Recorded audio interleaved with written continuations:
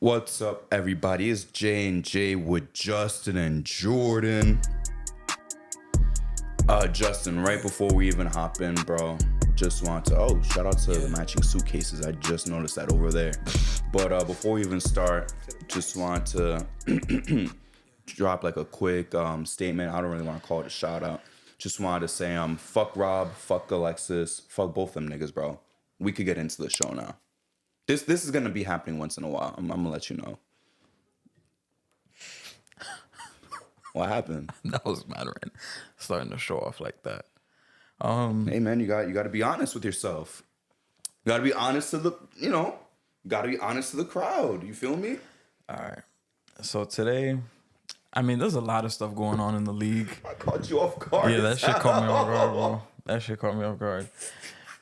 We got Giannis hooping for the garbage Bucks right now. We got Luka off to the really slow start. We have Jokic playing amazing right now. Oh, demon. The NBA Cup is on full effect right now, and I'm not gonna lie. I know we talked shit about it last year. It's better this year. I think I'm all in on the NBA Cup. It's better this year. The play-in tournament is still the one where I'm like, I could do without. Mm-hmm. But the in-season tournament, it's actually fire. No, it is, and you could tell because the Cavs, even at like when it was clear they're gonna win, they were still running up the score because score differential matters. I remember last year, like dudes wasn't really worried about that. I forgot what game it was. I feel like DeRozan was involved in the game. I could be lying, but it was some team was trying to run up the score, and then the other team took offense to it. I forgot if it was DeRozan's team or the other way around. Maybe it wasn't even DeRozan, but now teams know, like, all right, in the NBA Cup, people are going to run up the score, because you might get eliminated if you don't. But, like, in a regular season game, like, it's hard because of that old school rule of, all right, you're already up, there's 10 seconds left, don't fucking shoot, or I'm going to knock your fucking lights out. But with the NBA Cup, shit really is different, bro. And one other thing, too, I don't know if you mentioned it, maybe I missed it. But also, speaking of tournaments, new Adam Silver idea. Yeah. Brand new Adam Silver idea. But what do you want to get into first, Justin? I mean, I don't know if you want to get into these. Actually, I do want to give an apology. I was gonna say. Actually, what about the apology before you forget? Because I want to know who this is. You told me you want to apologize to someone or some team. Yeah, I would like to apologize to a player. Not because I called him garbage. I always thought he was a real good player. People used to laugh at me because Before you give the name, by the way, let me have a guess after you finish your thing. All right. People used to laugh at me because I would see like what he did in the summer, and I'm like, yo, he's actually dumb nice. And watching him in college, he was dumb nice, but kind of took some time. Was he gonna get some playing time like that? But and I kind of questioned. I'm like,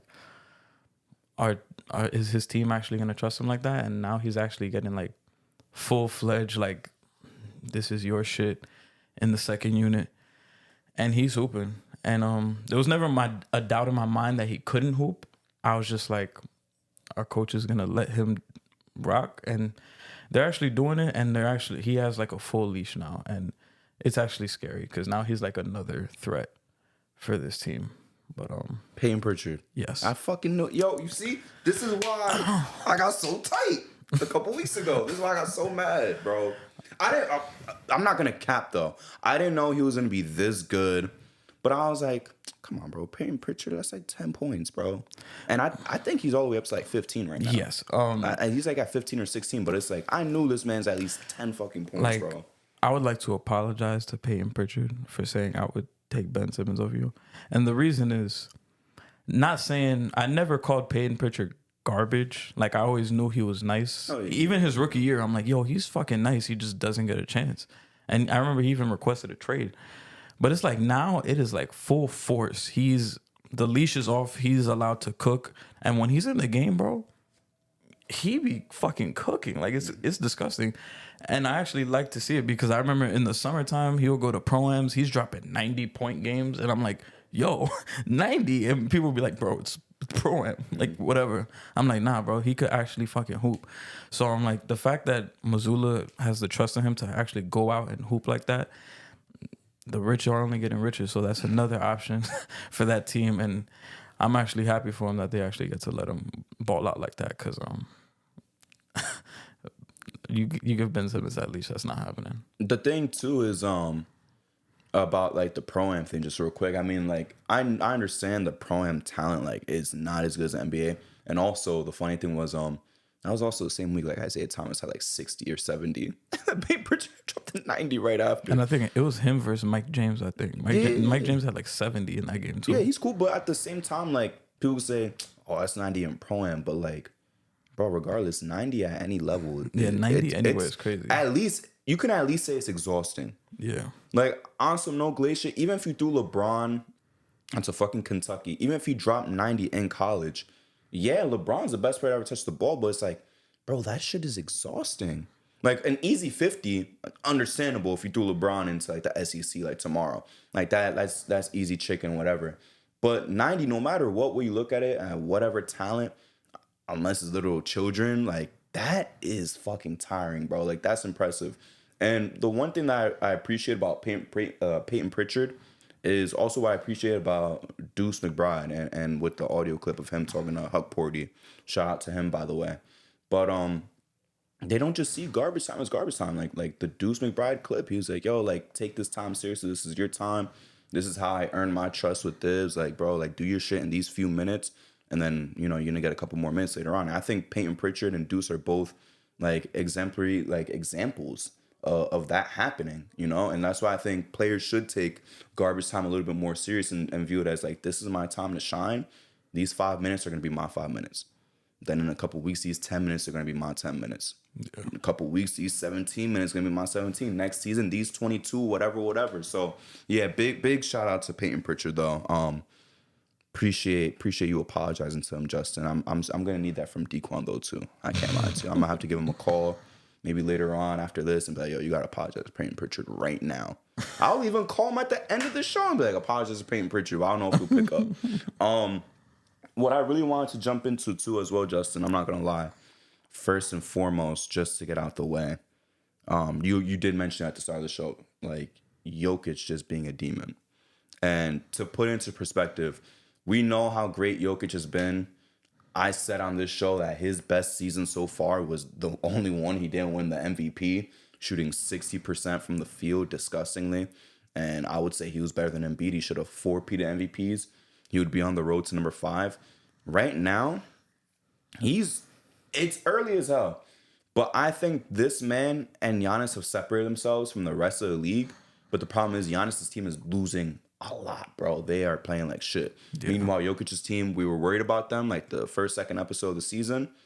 And, you know, now they're back doing their thing. Why? Because of Jokic. To put into perspective how great this Jokic season is, by the way, this is better than the one that he didn't win MVP. This right now is his best season. I saw this graphic, Justin. I forget if it was on Reddit or Twitter. But Jokic he's tied right now, currently, as we speak, in points per game with Shaq's best scoring season. Damn. His assists per game are a little bit better than CP3's best assists per game season. His rebounding season right now is better than any Tim Duncan rebounding season he's had in his career. So we're talking about a guy who is scoring as much as Shaq, rebounding as much as Tim Duncan, and playmaking just as good as a peak CP3 in 2008, 2009. All in one player. I don't even know what to say, Justin, because this guy's about to win his 4th MVP. You can't deny it. Yeah, this is insane. We said voter fatigue, and he said, all right, well, I'm about to average 30 a game. He's at 29.7. Like I said, that was Shaq's best, 29.7. He is right there, bro. A couple decimals off 30. A guy who some games, like in the past, he didn't really feel like scoring sometimes. You feel me? He's leading the league in rebounds and assists. Yep. Holy. And he's right there behind on points behind Giannis. Giannis is at 33 right now, if I'm not mistaken. A couple of points, 3-4 points, but he's not that far off. And a regular Jokic season is already impressive enough. 25, 11, and 9. Like, that's impressive enough. But to do this is better than Westbrook, obviously. If he finishes with this, absolutely by far, it's not even close. This is way better than Westbrook's triple-double season. Any of them. Especially the MVP one. This is better than any of Russell Westbrook's seasons. If he finishes this, bro, I don't know what to say. We said voter fatigue, bro. We said there's no way they give him another one. Yeah. And he's securing number 4. Yeah, if he plays like this, bro. And another thing too is he's putting himself in a class with who? Mike, LeBron. He's playing in a class with Mike LeBron, Bill Russell. Wilt has 4, or he has 3. I think Wilt has 4. I think Will has 4. Because Bill Russell has 5. And that's the only guys. And did I say Kareem already? Actually, and Kareem. Does Bill Russell have 5 or does he have 6? I think he has 5. Kareem has 6.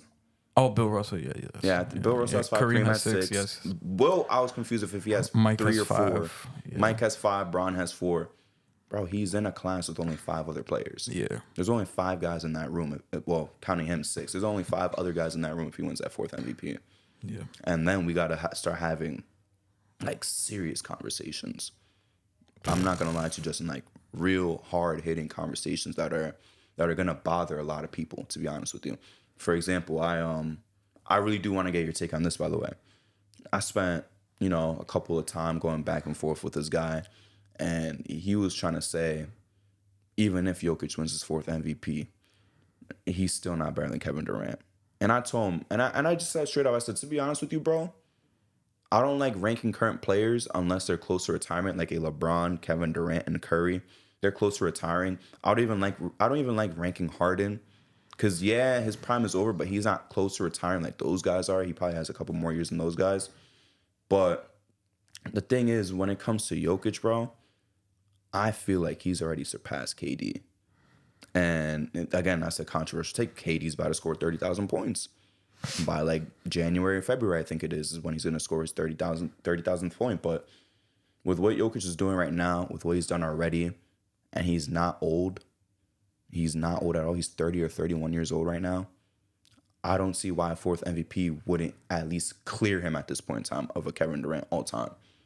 Like, this guy right now is already top 20 at the age of 30, 31. Yeah. To be honest with you, Justin, I'm not going to lie, and this is where I don't want to say apologies, but this is where I could admit I was wrong. After Giannis won his first ring, I said, this is going to be the only current player who has a chance to insert himself in the top 10 all-time conversations in terms of, like, the new generation. And that was back in 2021. Unfortunately, no other MVP since then, no other rings. Really, I just want one more ring from Giannis, but we'll see. But the thing is, Jokic is already ahead of Giannis. I think so. It's crazy because I would have never thought that after like Me neither. 2020.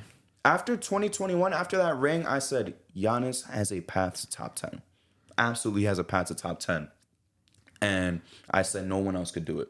Jokic can't do it. Embiid can't do it. Luka can't. I even said Luka can't do it. I said this is the guy who has a chance to be top 10 all time. And not because of his fault, but I feel like that window is kind of closing. I think he'll solidify himself top 15. But I think Jokic is going to be the guy that breaks that fucking door down. Because after 4 MVPs, I think we need to have a Jokic Curry discussion, a Jokic KD discussion, a Jokic Kobe discussion. I'm not going to lie. I'm willing to have, like I told you before, my number 10, the door number 10 is Hakeem. I'm willing to have a Jokic Hakeem discussion if he wins MVP this year.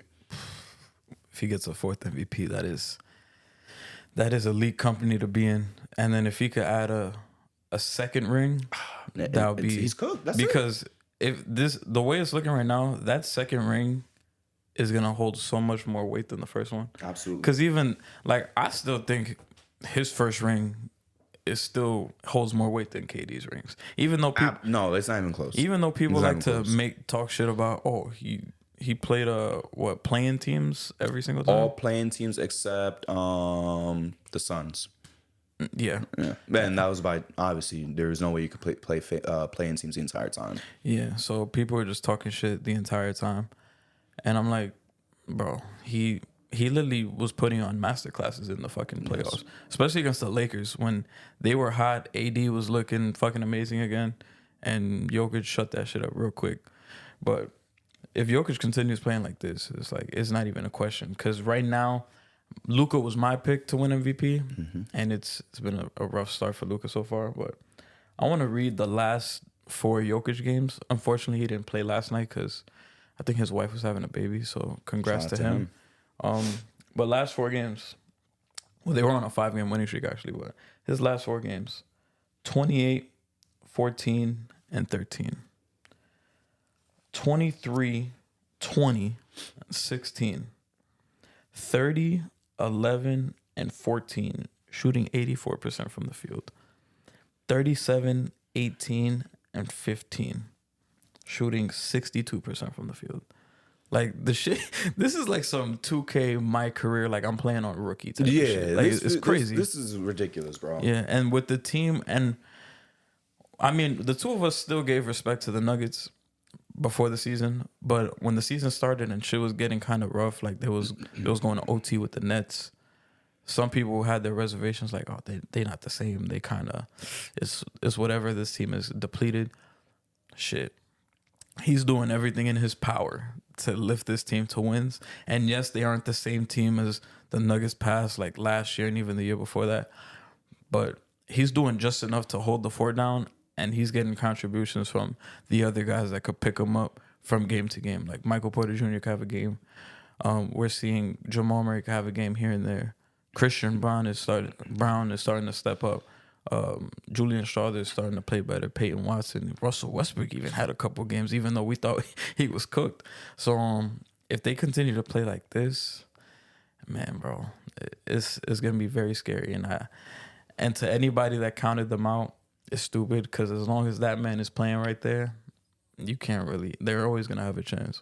You have a chance against anybody as long as he's on the floor. Literally any team all time, you got a chance as long as he's out there. Yeah. But Justin, all time, bro. We don't really talk too much about all time on the pod, but all time, bro. 4th MVP, let's just say, never wins a ring again. Where is bro falling for you? Like, I'm just saying, with his current resume right now, and you add another MVP, where does he fall? I feel like he would be like 15 to 20. 15 to 20? Damn. I have him there already. That's what I'm saying. Not saying that he's outside of that. He's in, but like solidified. Like that's. I can't lie to you. Like, if he gets it, I'll give him number 10. For me, to move him up like drastically, he'd have to get the MVP and that second ring. If he gets the second ring, I think he's past number 10. He could be like number 8, number 9, which is no crazy difference, but it's like you're already getting closer and closer to like. I mean, that low-key is a big difference. He's not gonna get signed number 1, obviously, but he's getting closer to it. You feel me? And it's just so crazy, bro. From getting drafted to a Taco Bell commercial during a Taco Bell commercial to this, bro. It's insane. No one could have predicted. Even in year 2, when he was like still really cooking. And by the way, year 1, he had a really good rookie year. He had a pretty good rookie year. And even after like year 2, year 3, even year 4, even after that MVP, I would have never seen any of this shit coming. No, I would have never seen this shit coming. Because early on in his career, like he was great. He was like 17, 10, and like 6 or 7, which was awesome numbers. I would have never predicted 30, 13, and almost 12. It's incredible, and I think we're really witnessing greatness right now. This is, to me, Justin, I can't lie, this is like a top 4 offensive player I've seen in my life. I would just say Curry. I would say Curry, Bron. Who else? Curry, Bron. I think Jokic is a better offensive player than Harden right now. At his very best. I think Jokic right now is better than 18, 19 Harden. Which sounds crazy, but it's true.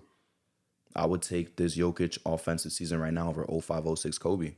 I would just say, what Bron season is his best offensively?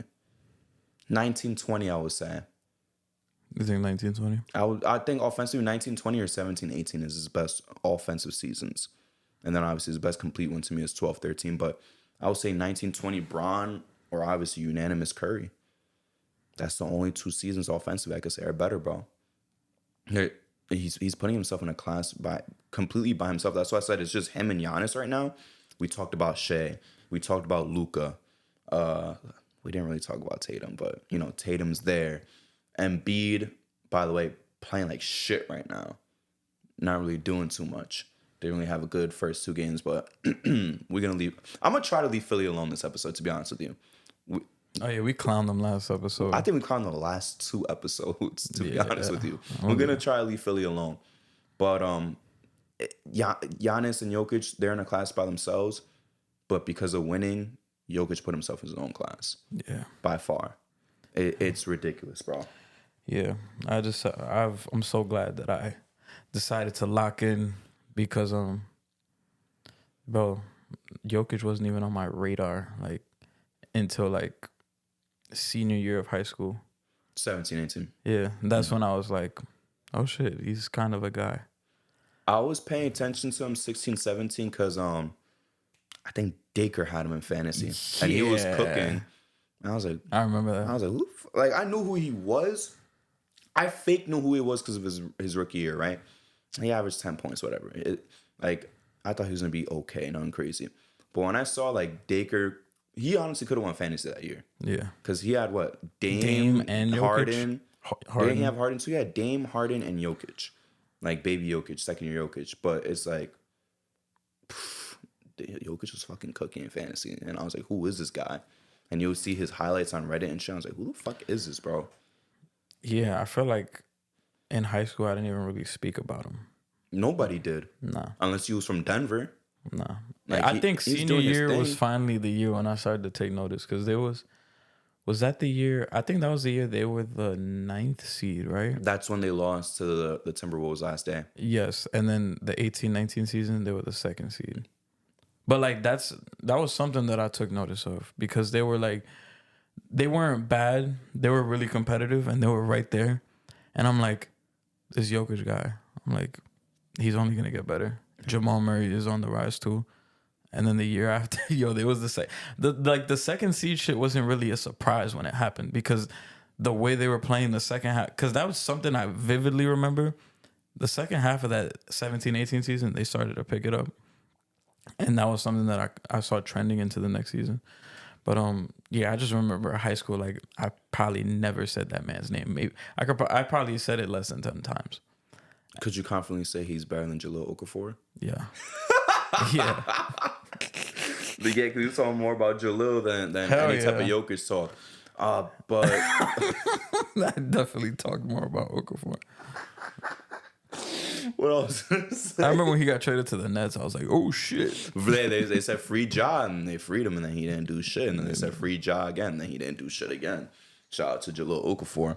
But damn, I was gonna say something else about Jokic. Oh, another thing too is what makes this impressive as well, and that I can't believe that I wouldn't even be able to believe like about 4 years ago, is also the fact that he would always start off slow, Justin, if you would remember. Yes. I would know because I picked him up in fantasy 19-20 season. I drafted him. Niggas were clowning me because he started off bad. I was like, bro, he's going to pick it up. He's going to pick it up. He's going to pick it up. And he did. And every season for a while, it was like them first 2 months, he's playing himself into shape and then he's going to cook. Right now, and like the past couple of seasons, like, all right, I'm going to start serious. And I feel like every season he's taken that start of the season even more and more serious. And right now, we're seeing what a fully capable Jokic looks like. Absolutely 150% of his power. And he's just straight up dominating. And they're winning. Again, we just said the concern was, what's wrong with the Nuggets after a couple of games? And now they're right back up to being a top 4, top 3 seed right now. I think they're 4th right now. They're 7-3. They've played less games than everyone else for whatever reason. But why have they played less games than everyone else? I have no idea. I know. Oh, they're 7-4 now because they lost to the Pelicans last night. That's true. I think some of it has to do with, I don't know if it's the NBA Cup, because I know my brother was telling me that the Miami Heat, I think after Monday, they have like five days of like no games. Why? Like 4 or 5 days of no games. I have no idea. 5 days off is crazy. Yeah. 4 is already a lot. 5 is crazy, bro. Yeah. I can't lie to you. It's a lot. That's kind of unacceptable. Yeah, but the Heat play on Monday, and then they don't play again till Sunday. But 6 days. Yeah. They play the 18th, and then they don't play again until the 24th. Yeah, but for what? It's not on Thanksgiving. I have no idea. That shit don't make no sense. Not like, and the thing is, too, Thanksgiving's coming up. They're gonna have off regardless. Yeah. And they have all these days off. Nah, that's ridiculous, That's bro. crazy. That's absolutely ridiculous. Speaking of triple doubles, though, Justin, another guy who's really doing really well and kind of unexpected how well he's doing. The King, bro. 4 straight triple doubles. Never did it in his career ever. But now when he's about to turn 30 in literally 1 month. 40. Oh, sorry. Why did I say 30? He's about to turn 40 in 1 month. And he's doing this for the first time in his career. I don't even know what to say about LeBron at this point in time. Since you said 30, that shit reminded me of the tweet of the guy that was like, LeBron just turned 30. This shit won't last much longer. Oh, yo, bro. My two favorite like things when it comes to Bron and people being wrong, like with the NBA, the number one is what you say is like we're not gonna have to deal with this Bron shit for too long. And some dude on Reddit when the Warriors went up 3-1 in the finals, this guy said, "Yeah, Bron, that's what happens when somebody takes your crown and makes you dance like a jester." And then I'm so dead ass, bro, something like that. And then and then they came back, they won. And he was just getting mad replies. He's like, all right, guys, I was wrong. It was like a Warriors fan. That's my favorite. And then a non-Bron one, the non-Bron one that's my favorite is when Jimmy left Philly and all the fans were like, have fun fighting for the 8th seed. And then he went straight to the finals. And Philly has not gone to no Eastern Conference finals since then. But brought back to Bron, though, he is absolutely hooping right now. Just he's not scoring as much as like regular LeBron that we've seen in the past couple of years, but he's doing his thing. Absolutely, he's affecting winning. AD's affecting winning. I know last week we were kind of concerned about the Lakers. Still early, still have a little bit of concerns, but they're still doing their thing. I think they're getting a little bit of a better role right now. Yeah. I'm so glad I picked them up in fantasy because I was literally sitting there like, do I take Sabonis or do I take Bron? Which is actually crazy to think about. Sabonis is doing his thing right now. Exactly. I would kill for Sabonis. But right I'm now. like, I feel like I would be crazy to pick Sabonis over Bron. I would probably give up 3 players for Sabonis in a trade, and I think whoever has him will say no.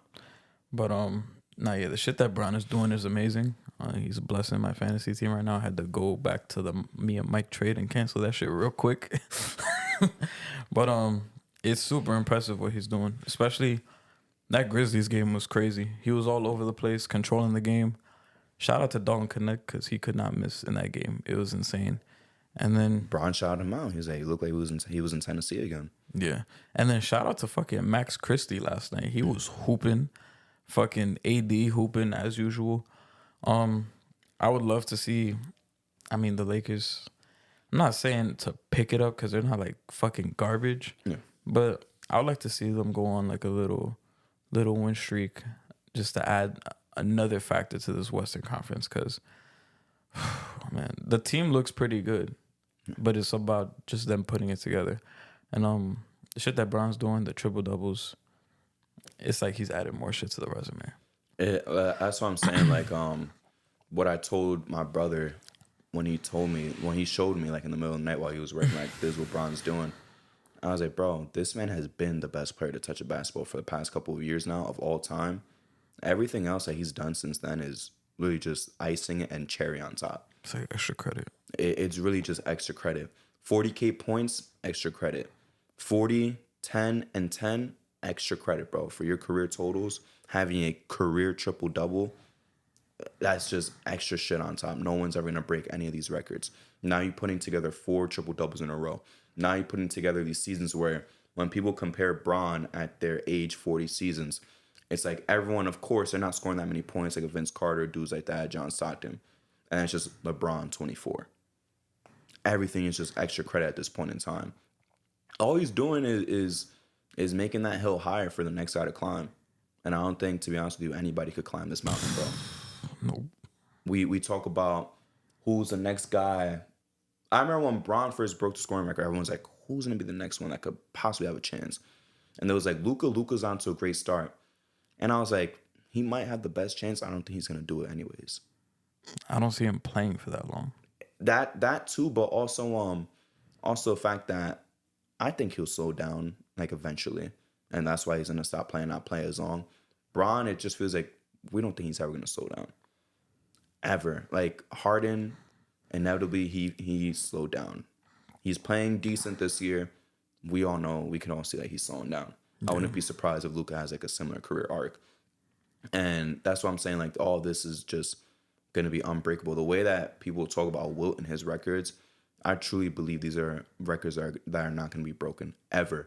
Not a long time. I'm saying ever, bro. People thought no one could break Kareem's shit. Bro, he pulled down his pants and took a shit on that record. Honestly. Honestly. There's absolutely nothing anyone could say about Bron at this point in time. If you want to talk about rings, I don't give a fuck. I'm not taking you seriously. You want to talk about having more MVPs? I'm sorry. This man, he was, I don't want to say like blackballed, but it was like voter fatigue. They didn't want to give him no more. The fact that he only has 4 to me is insane. He should have 5. He should maybe have 6 if you really want to argue it and go like straight into season by season. But to see him do all this shit, I think it just solidifies him as like, no one else will ever do the shit that I'm doing. No one else will ever surpass me. And no one's going to break my fucking records. The only 2 guys that are going to have unbreakable records in the NBA is going to be him and Wilt Chamberlain in terms of individual ones. Yeah. Oh, man. Yeah, nobody's breaking these records, bro. Anyone that's... I feel like you can't really have the conversation of somebody breaking these records until they get to, like, year 18, 19, but you're still putting up stupid-ass numbers. But even then, you have to come out the gate. Like, that's the toughest thing with passing Bron. You got to come out the gate hooping. And not only do that, you got to do it for 20-plus years. Because Kareem played for what? 20? I believe so. He retired in 89. He was drafted in 69. So he held the scoring record for how long? Like, so obviously it's from if you want, are you talking about since retirement or since passing Wilt? Because if it's since passing Wilt, I don't know what year he did that. I'll say retirement. But since retirement, bro, 30+ years. Yeah, I don't see anybody passing Bron shit, and even like with the Luka shit. I don't see that man playing 20 years. Yeah. I could see Luka playing like 15, 16. And he's still going to get 30K. Yeah. I think easily. Like 30K is not going to be a problem for Luka. But 40 is ridiculous. I don't think anyone's going to even pass Kareem again, to be honest with you. Yeah. Like, fuck Bron. I don't think anyone's passing Kareem ever again. I hate to bring his name up, but will anybody pass Karl Malone? That's what I was going to say next. I don't think anyone will pass Karl Malone. Bron right now is at 40,756 points. Nobody's passing that shit. That man's gonna get to 42K minimum. And not only do you have to come out the gate, like hooping, play for that long, you also have to like never miss games at all. Because Bron has never had no crazy ass injury that has kept him out. I think the worst injury Bron has ever had was the 18-19. Yeah, the groin. Yeah. And he was out. He missed, what, like 20 games or some shit? And that's why that season felt like such an anomaly to me, because it was like, we never seen Bron hurt before. Yeah, and I remember people were like, oh, that's it? He's breaking down? He's getting old? He didn't, bro. I'm not gonna lie. I thought that was like the start of the end. And it's been 5 years since then. It's been 5.5 years since that happened. And it's not looking like he's slowing down at all, bro. And also another thing I want to add to you too is like you got to come out the gate running, right? You got to come out averaging at least 20 points. Yeah. But not only that, you can't just average like shit in the low 20s, like 23, 24. You got to be like 25 and up. Yeah, I wouldn't even say 25. I feel like you got to be, that's why LeBron's averaged 27, 7, and 7 his career. You got to be like at that 27 range. And you got to have some seasons where you're damn near close to 30, if not 30 points per game. And then, like you said, you got to do that for more than 16 years, bro, to have a chance. By year 2, you got to be averaging like 25 plus. Yeah, you have to. And then stay at 25 or up the entire. Because I don't think LeBron's ever averaged less than 25 since after his rookie year. Just this year, basically. And he's at what, 24? 24, literally. He's at 24 and change. I'm confident he's going to get to like 25.3. Yeah, he will. Like, he's going to finish. He always finds a way to be at like something. 25 something. That's why the Luka thing, like I would love to entertain it. He is going to be like that next dude to obviously after like KD and shit. I think he's going to be the very next guy to hit that 30K. But again, he's not going to have that chance to go after Bron. KD is 36, right? Yes. And he's just about to hit that 30K right now. Damn, he still hasn't gotten it yet. Damn. No, yeah, that's gonna happen in There's bets on I forget if it was DraftKings or FanDuel. What team is he gonna break it against? And then they give you the dates, and I believe they're all in February, if I'm not mistaken. I'm checking his totals right now. He's at 29,172. About 800 points, bro. Yeah. 40 games of 20 points, let's say. Obviously, they're projecting more than that. Couple of 30s, if anything. He could get there much faster, but they have bets out there what team is going to break it against and what date. And the thing is, KD's been incredible all this time. And I truly believe Justin anyways. 'Cause I remember I believe we told a story on the podcast before. Senior year, just sitting in the bleachers during high school. This was right before the year before the Achilles injury. We were doing the math. KD just got to do this for this season, blah, blah, blah. This season, score this many points, average this, right? Play this many games. I think even if he never got hurt, he still wouldn't be even close to 40 anyways. He still wouldn't be close to 40. And that's when we're talking about KD passing Kareem, not LeBron.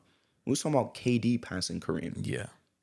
We didn't even think to talk about LeBron because we thought he was going to get close, but then retire. And we're like, all right, well, let's move on to KD. KD's younger. What does he have to do to get there? He got hurt, major injury.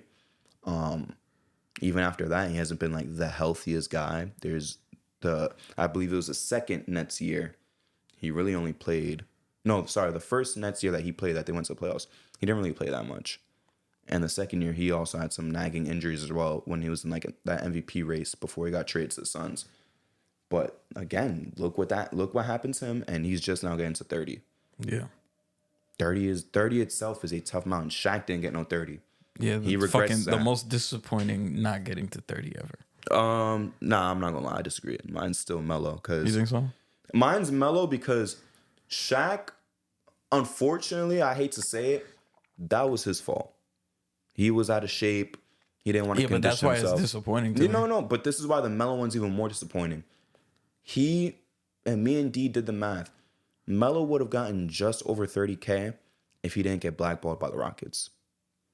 All that time that he wasted on the Rockets, and then after that, before he even got picked up by the Blazers, he lost a lot of time, bro, to get to right. I mean, I'll look up Melo's totals, but we did the math. He's at like 28 something, I think. Yeah, well, he's right there. He's literally right there, bro. And that one is second for me. Tight. That one is second for me, but it's second because he got blackballed, and it was like low key out of his control. Yeah, that's the one. All right, so he finished with 28,289, right? Yeah. And up to that point, the man was putting up over 1,000 points, right? Yeah. 18-19, he had 134. You could at least say, he's missing 134 in 10 games, right? Whatever it was. Let me see I how think many he games played it like was. 10 games. He played exactly 10 games, you're right. And he started 2. He had 134 points in 10 games, right? Yeah. Let's be realistic. So if you extrapolate that, you times it by 8, the man would have had way more than 800 points. So already adding that, he would have at least been at 29,000. And then even then, there was still time wasted after. He only played 58 games for the Blazers when they picked him up. So he missed a lot of time, bro, because of that blackballing bullshit. I think he would have just gotten a 30,000 or maybe a little bit under. But I truly believe if the Rockets let him play out the whole season, he would have got that shit. He definitely would have got it. Barely, but he would have got it. But he definitely would have fucking got it. And that's why that one bothers me more than Shaq, because Shaq was, bro, just exercise. Just get on the fucking stair machine or something. Just get on the treadmill. But Melo was like, he was in shape. The 14-15 injury did fuck him up too, by the way. Yes. I think if he didn't get hurt right there, even with the blackballing, he would have had that shit. But the Melo thing bothers me more because like you really got blackballed by your fucking team, bro. By your own team that supposedly wanted you. Yeah. And said, no, we just want you taking threes, by the way. Yeah. We don't want you getting into your rhythm. The Shaq one bothers me a lot because it's like, nigga, you should have 30K, bro. With how great he was, yeah. You should have 30K. Like, if you just took like a couple more seasons serious, he would have been right there. The Melo shit is like, that one stings. Like, that one is probably second for me because I'm like, bro, he was right there. And part of me thinks that like they don't want him in that list of top scorers of all time because it's like you have all time motherfuckers and then you just see Carmelo Anthony. Yeah, which is like, I'm not saying, and I don't think you're saying it this way either. I'm not saying it's like grand NBA like conspiracy like Adam Silver and shit, but like I know exactly what you mean. I don't think that the NBA really wants you to see Bron, Kareem, Michael Jordan, Karl Malone, even Michael Jordan, Kobe, Dirk, and I feel like even Dirk right now is the quote unquote black sheep in that group. Yeah, in that group.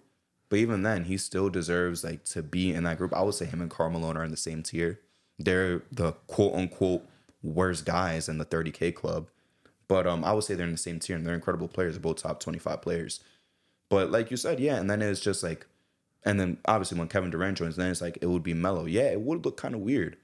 And for me though, it would be vindicating because so many people are already shitting on him. Yes. By the way, shout out to Melo's son, just committed to Syracuse. Yeah, shout out to Cayenne. But that shit kind of pisses me off because he's already getting shit on right now. And I feel like if he had 30K, I'd be like, bro, he still got his 30K points. Only like 6, 7 other guys have done that shit right now.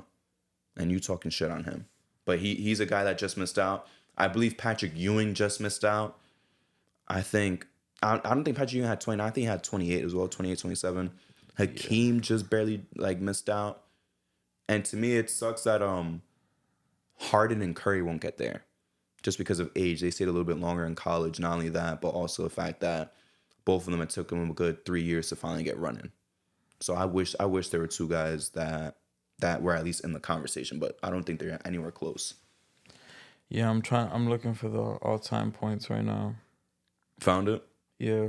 Damn, Carmelo's at 12 now. There was one point where he was 9th. Mm-hmm.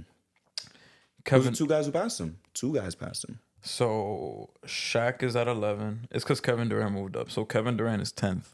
Okay. Oh, yeah, that's true. Every time Kevin Durant moves up, everyone else just moves down. That's true. Actually, let me look at the NBA one because there's a Basketball Reference has NBA/ABA. So Dr. J's in there. Yeah, so NBA, all right, Melo's 10th. Shaq is 9th. Kevin Durant is 10th. Will Chamberlain 7th. Then Dirk. Then MJ, Kobe, Carl, Kareem, LeBron. Yeah, I didn't even say Will. I'm bugging out. Damn, where the fuck? I'm trying to look for Patrick. Patrick Ewing finished with 24,000. Damn, I thought he had more. So who is that has 27? Is it Hakeem? At 27? Yeah, something like that. Hakeem is high up too. Hakeem has 26,946. Okay. So damn near 27. Yeah. I switched him and Patrick Ewing then. Tim Duncan had 26. Paul Pierce had 26. I'm gonna be real with you. Tim Duncan at 26 is crazy. Yeah, that's impressive as fuck. I don't care that he played a long ass time. He had 1 or 2 seasons averaging 25. Tim Duncan played what, 19 seasons, right? He played 19 seasons. I don't think he hit the 20 mark. And to do that and only average 25 twice is crazy. Especially when after like Justin, when he stopped averaging 20, don't look it up for me yet. I think Tim Duncan, he stopped averaging 20. Bro, I think by 05-06, he never scored 20 again. I think after that, he was like 18. I want to say 07, 08. I'll find it so you don't lose the list. But I mean, I could literally just click on his name right now. Yeah, that's true. I don't think he scored 20. I'm gonna lock in 05-06 is the last time he scored 20. The last. Damn, we're both kind of right. It's 06, 07? It's 07. So 05-06, he averaged 18.6 a game. And then 06-07, he averaged 20 flat. 20.0? Yes. Jeez. So 06-07 was his last year averaging 20. And then after that, it was just all 18s. It was 19, 19, 17s, 17, 13, 18, 13, 15, 15, 18, 15, 14, 8. Yeah. And then you're at 25K, bro. Yeah, that's crazy. No, sorry, you said 26, right? You said 25 or 26? I think I said 26. Crazy. 26, yes. Even the Paul Pierce one impresses me too, but he's pure scorer. We know him as a pure scorer. Always been a guy who's scoring like high 20s points per game. Vince Carter 25. That one's not real, bro. He played 25 years. I'm guessing, honestly. No, 22, right? No, yeah, I'm guessing. That's what I'm saying. No one's played 25 years. But he's played a long fucking time, bro. I'm not counting that shit. Reggie Miller 25K is actually impressive. It is. That one's really impressive to me. I can't even hate on that one. Antoine Jameson 20 flat. Is there like a list separate for actives or no? Wait, you said Antoine Jameson 20? Damn, I did not know that. Yeah, bro. DeRozan. A list separate for 20. Active? No, but all the active players are in bold. They're like have a blue thing, right? Yes. So Curry's at 20, almost 24K. Harden is he at 25? He's at 26. He's at 26. Yeah. He just got to 26 recently. He's going to be one of those guys that's like, damn, why couldn't you get to 30? Yeah. Unfortunately. Yeah. Westbrook's at 25. Yeah, that makes sense. And DeRozan's going to be like that black sheep among like that era. DeRozan's almost at 24K. Yeah. He's going to be like the Paul Pierce of their generation where it's like, damn, you had that much? Yeah. Chris Paul has 22K. I could believe that solely because he stopped scoring 20 by as a Clipper. He never averaged 20. I know that for a fact. That one I know for a fact. I could lock that in. He was done scoring 20 by the time he reached the Clippers. Damn, Paul George is at 18K. I don't want to talk about Paul George this episode, bro. I don't want to talk about Paul George. He's at 18,131. We gonna, like I said, just we giving Philly a 1 episode break. Next week we're gonna fry them again. Next week, Yeah, because they're still bottom of the conference. Damn, I'm just looking through this shit. Damn, Stephon Marbury, 16K. That's impressive. Nah. I don't think so. No disrespect. Like, obviously, 16 is like a big deal. I just found out too because I don't know why I was looking at Jeff Teague's stats. I think because he was telling a story that involved him, and I wanted to go back and see the stats in that game because he said he was killing. But he has just over 10K. And I was like, damn, I thought you played like a long ass time, bro. And I thought you was scoring, doing your thing. Nah, bro. He has just over 10K. That shit kind of surprised me. I thought he would have had like 12, 13K, but nah, he doesn't. Justin, I do want to talk about one random player though, real quick. Give him a shout out. Shout out to Dyson Daniels. Yes. Who's Hooping. Oh, and also, not because he's been hooping for the same stretch, but just for the Boston game. Shout out to Larry Nance, bro. This nigga was making 3-pointers, bro. Many of them too. And they beat him. They try to screw him over. Jaylen Brown, I love you. You backpacked them in the fourth quarter, but I'm so happy he missed that shot to win the game. Because that was ATL's game, and that out of bounds call, that was bullshit just to try to get Boston a win. So shout out to Dyson Daniels and his defense, bro. How many straight games with 6 steals or more? Like 4 straight. Yeah, like 4 straight. His last 4 games is like 6 steals, 6 steals, 6 steals, 7 steals. And then the game... Oh, he talking to the devil. Yeah, and then the game before that is like 4 steals. Like, he's going crazy. And then he's also giving you like 20 a game. Yeah.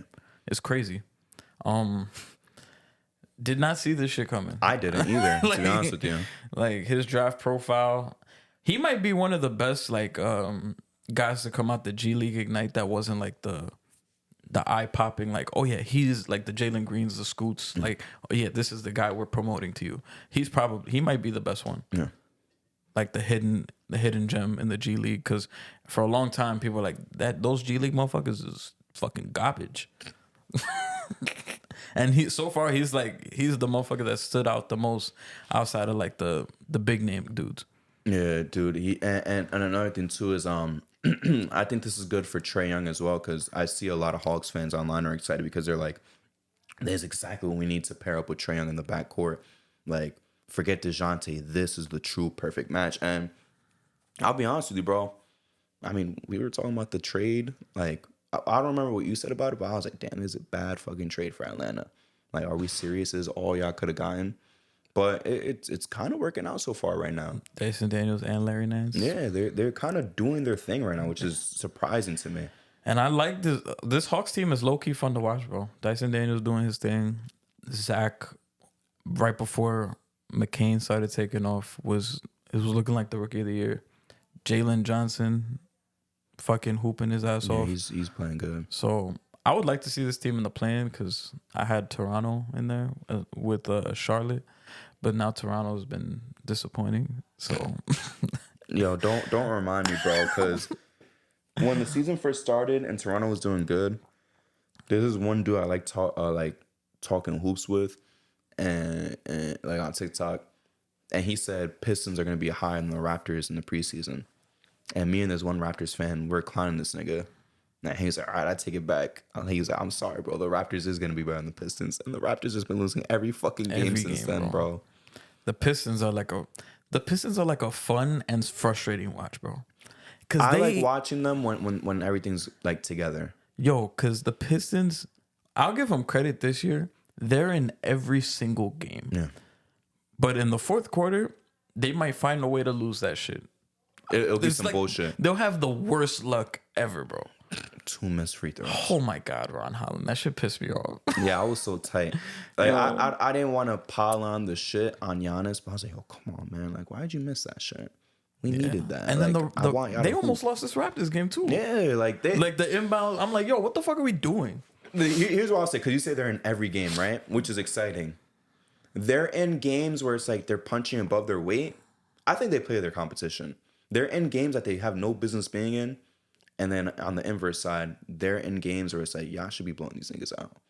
Like, there's no reason that you versus the Raptors should even be close right now. But shout some. Now I could hop back on my. I'm bringing back the train, bro. I know I said I'm hopping off the train. I'm bringing back the train when I said last season, like, oh, Pistons won't make the playoffs this year, but the season after they'll be fighting for the play-in.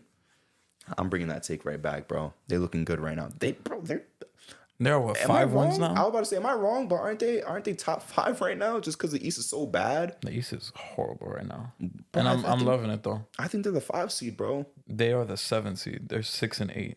Who's above them at 5? Like in terms of like wins and losses. The Hawks and the Heat. The Heat is in 6 and the Hawks are in 5th. How many more wins do they got? 1. It's just they have less losses. Oh, so they have the same amount of wins. So the Heat are 5 and 6, and the Hawks are 6 and 7, but the Pistons are 6 and 8. That's fine, bro. They right there then, basically. Yeah. Pistons are going to the playoffs, baby. We're bringing back playoff basketball in Detroit. Hey man, the fucking Nets are a playing team right now. Fuck Cam Thomas, bro. I know we wasn't gonna. I know we didn't want to shit on Philly right now, but there's one thing I want to say. Maybe two. All right, go ahead. I'm not gonna say nothing. I'm gonna leave them alone. Well, one. Honestly, I'm gonna let them be. One, shout out Jared McCain, fucking hooping right now, and then 2 and 10 right now. You got 71 games left. Let's go. And that's it. You gotta be there. Pick it up. Pick it up. Oh, there's one thing I wanted to say to Luka. Luka, I love you, but in the words of Jordan, come on. Like, come on. Like, you got, like, I'm not gonna lie, bro. The last 2 games pissed me the fuck off with Luka, because the Warriors game, they had that game and Kyrie was cooking. I'm not gonna lie, I thought Luka with those shots at the end of the game that kind of fucked him. Yo, not just that, his defense is fucking ass, fucking bro. garbage. Like, I know we was hyping his defense up in the playoffs because he was giving defensive effort, but man, yo, his defense so far this season, bro, it's like, I don't even want to say like it's low, is close to like the lowest. I think it is the absolute lowest right now in the league. I think he's the worst defender in the league currently. It's horrible, bro. Like those shots against Golden State, I'm like, really, bro? Like, fuck, who was that he left wide open, bro, against the Warriors, and it was in the clutch time. Fuck, and he got an easy ass dunk. I forget, bro, but that clip pissed me off, bro. Easy ass dunk, bro. I know the Jazz game he did that. John Collins backdoored him. Sorry. It was that game. Yeah, it was the Giants game that shit happened. John Collins backdoored him and he got a dunk, and that was to basically win the game. And then, you know what was funny too? He was complaining too. Yeah. And it's like, who the fuck are you blaming, bro? And it's like the little shit like that made me, because some, like in the playoffs, he was playing incredible and people were ready to give him the second best player in the world. Some people even gave him the best player in the world title. But hey, so were we. I mean, I wasn't saying he was better than Jokic. I was almost about to give him the second best player in the league title, but it's the defensive shit like that, those lapses where I'm like, nigga, you not over Giannis, bro. Come on. Man, yeah. Like, this is bad, bro. I just want him to pick it up, because right now, these rough starts, especially in the West, it's going to get to a point where it's going to be tough to cover that ground. And we had I was a little bit higher on the Mavericks than you were, but come on, bro. Like, the body language, you got to lead by example. Those are, to me, those are 2 straight losses that are on him. Yeah, 2 in a row, and I don't know if it's like he got to play himself into shape. I feel like we've gotten to the point where you shouldn't even be having to do that, because right now, Luka's what, 25? And Jokic was guilty of that too. He cut that shit out, bro. He cut that shit out. And he won ASAP. He won 2 straight MVPs. The first year that he cut that shit out, he was an MVP. Yeah. Like, you can have that excuse of, oh, I gotta play myself into shape. First, like, 3 years of your career, I could excuse that. But now it's like, bro, you were just in the finals. So now everybody has these expectations of you. Everybody knows that this team is really good. You have the full season with Gafford and fucking PJ Washington. Lively's in year 2. You just added Clay. Quentin Grimes, who's looked pretty good so far, and Najee Marshall, who's looked pretty decent. Now, like, there's expectations there. So now, to come into the season, like, I gotta play myself into shape. you're kind of doing the team a disservice because now you're playing from behind, knowing that this conference is the powerhouse in the NBA, and you're just gonna be playing catch up all year. This is the time you got to be taking advantage, coming out the gate, like off rip. And these are games that you should honestly be like winning. I know the Warriors have been playing great so far, but like you guys should have like fucking. I don't want to say handle them, but you guys should have literally just like closed the door on them. That's a winnable game, is what you're trying to say. Like the Warriors are doing good. They're not the Cavs, and they're not even the Celtics. Yeah. Right? That is a winnable game. And then the Jazz, you should be beating them by like 25. Like there's no reason why it should come down to a John Collins backdoor. Got backdoor, nigga. And that's it. Like, but yeah, my message to Luka, bro. Come on. My two things is like I said in the predictions, they're not a regular season team. They just got to get in the playoffs and they're gonna do their thing. Like I predicted them to lock in top 6. You know, just be the 6th seed, some shit like that. Like that's all you got to do. But it's like even that is looking tough right now. Yeah, bro. And number 2 is like you said, they're fucking 12th right now. Yeah, let's say they're 11th, right? No, they're all the way down to 12. So they're out the plane right now. And the other thing too I want to comment on that you said is just the fact that they can afford to start off slow because the West, we're not panicking like you said. You said, I love the East right now. Pistons are 6, like you just said, right? They're 6 seed. They're under 500. The Knicks fucking suck. We're still a top team. We're 4th seed. The Hawks fucking suck. They're still a top team. The Heat fucking suck. They're a top team. And hopefully with the track that we're seeing right now, Philly and the Bucks might not even be in the playoffs. So we might not even see them, period. Which is 2 of like the quote unquote contenders. So it's like we can afford. I don't want us to, obviously. We're gonna talk about the Knicks in a little bit. I hate this bullshit that we lose in some of these like easy games that we should be winning. But it's okay if we make a mistake or drop a game. In the West, it's like that one game is gonna be the difference, like we saw last year. Yeah. It was that one game that put one team in the play-in and one team as a 6th seed. Literally just one game, bro. That's all it takes in the West, and you're dropping a lot of these winnable games. I don't think they're going to miss the playoffs. I think they're going to get their act together. But at the current point in time, I don't know, Justin, if I could say, like, they're gonna fix themselves so much that they're going to be a top 6 lock. Now the aim seems to just be playing at this point in time. It's crazy that we're talking about the conferences. The East has 3 teams that if they were in the West, they'd be the worst team in the league. Because the Jazz are the worst team in the West at 3-8. You have the Raptors who are 2-11, the Sixers that are 2-10, and the Wizards that are 2-9. All those teams would be the worst team in the league in the West. What are the Sixers at? Did you say Sixers too? Sixers are 2-10. 3 teams worse than the worst team in the West. And then, bro, I mean the Bucks. Giannis is literally willing this team, but if you think about it, the Bucks. And I saw a report from the Athletic saying that the Bucks are unlikely to fire Doc, which is such a disgrace because, yeah, this team is at 4 wins, but all of their 4 wins are literally the bottom dwellers. They beat the Sixers on opening night with just Maxey by himself.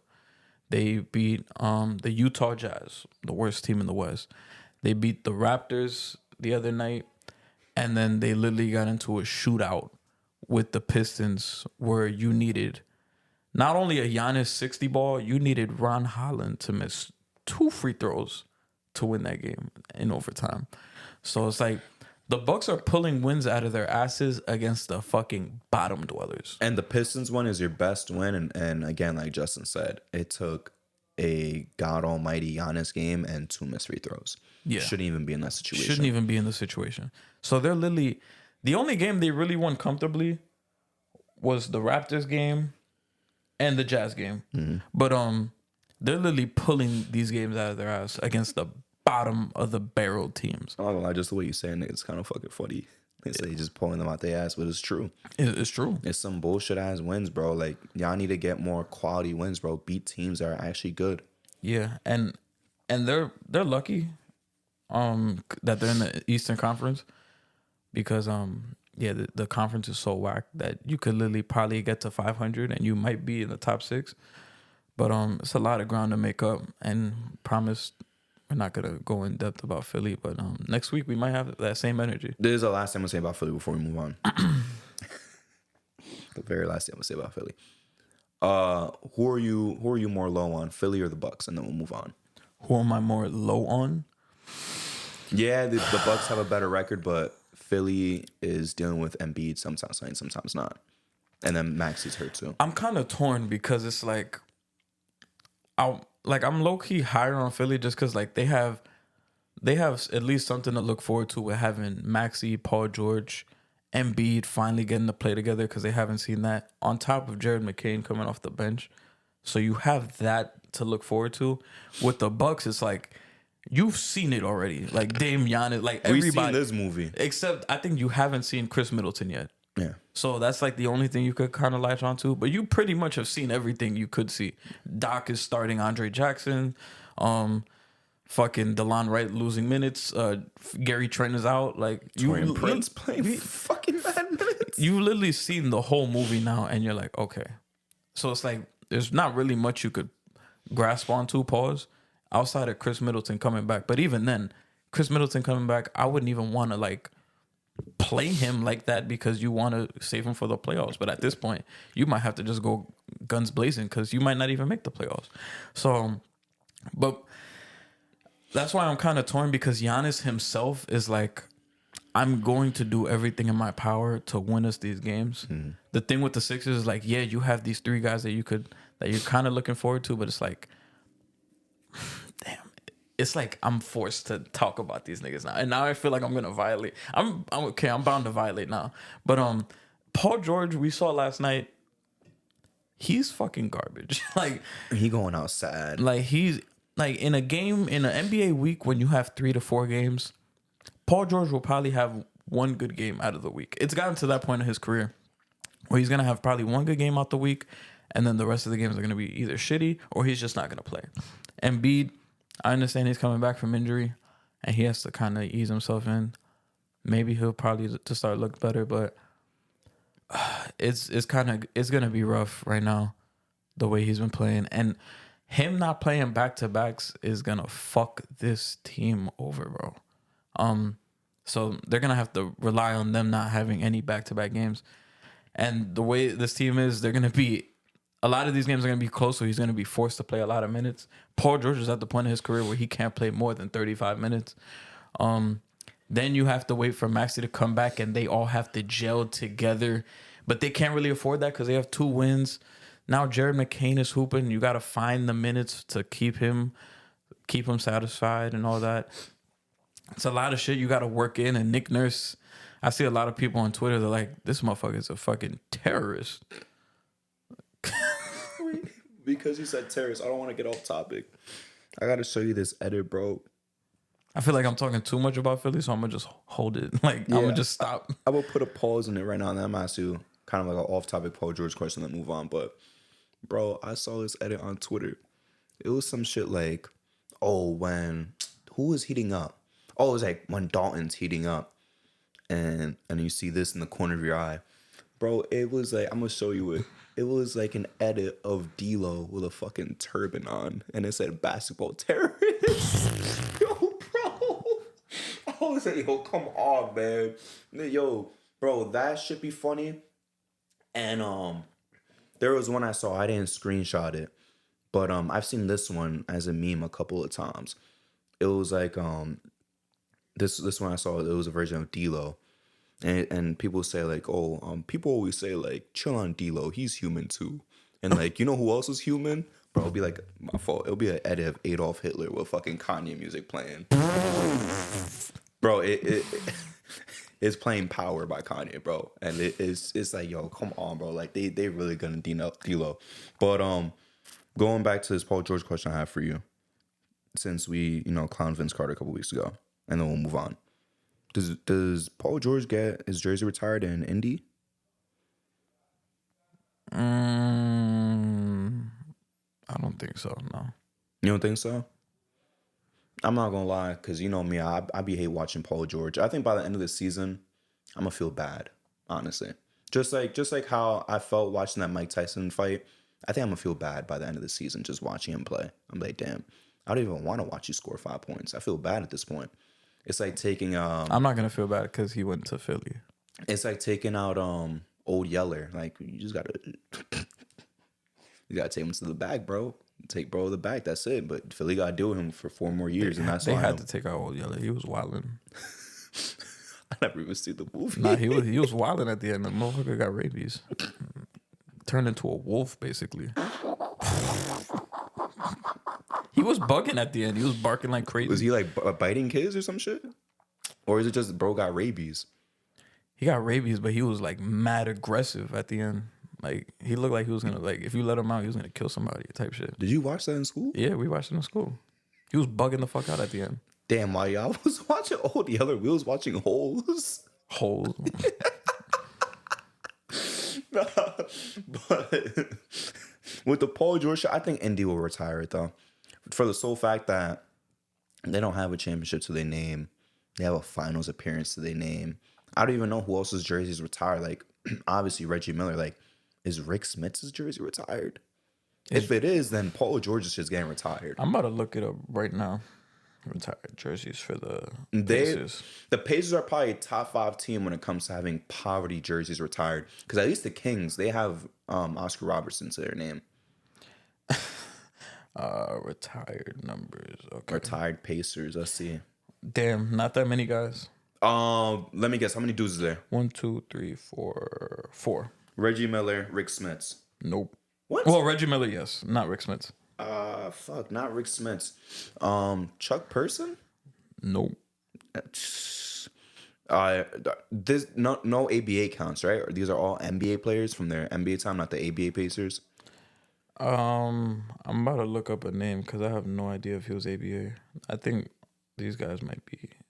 Yes, ABA is included. One of them or all of them?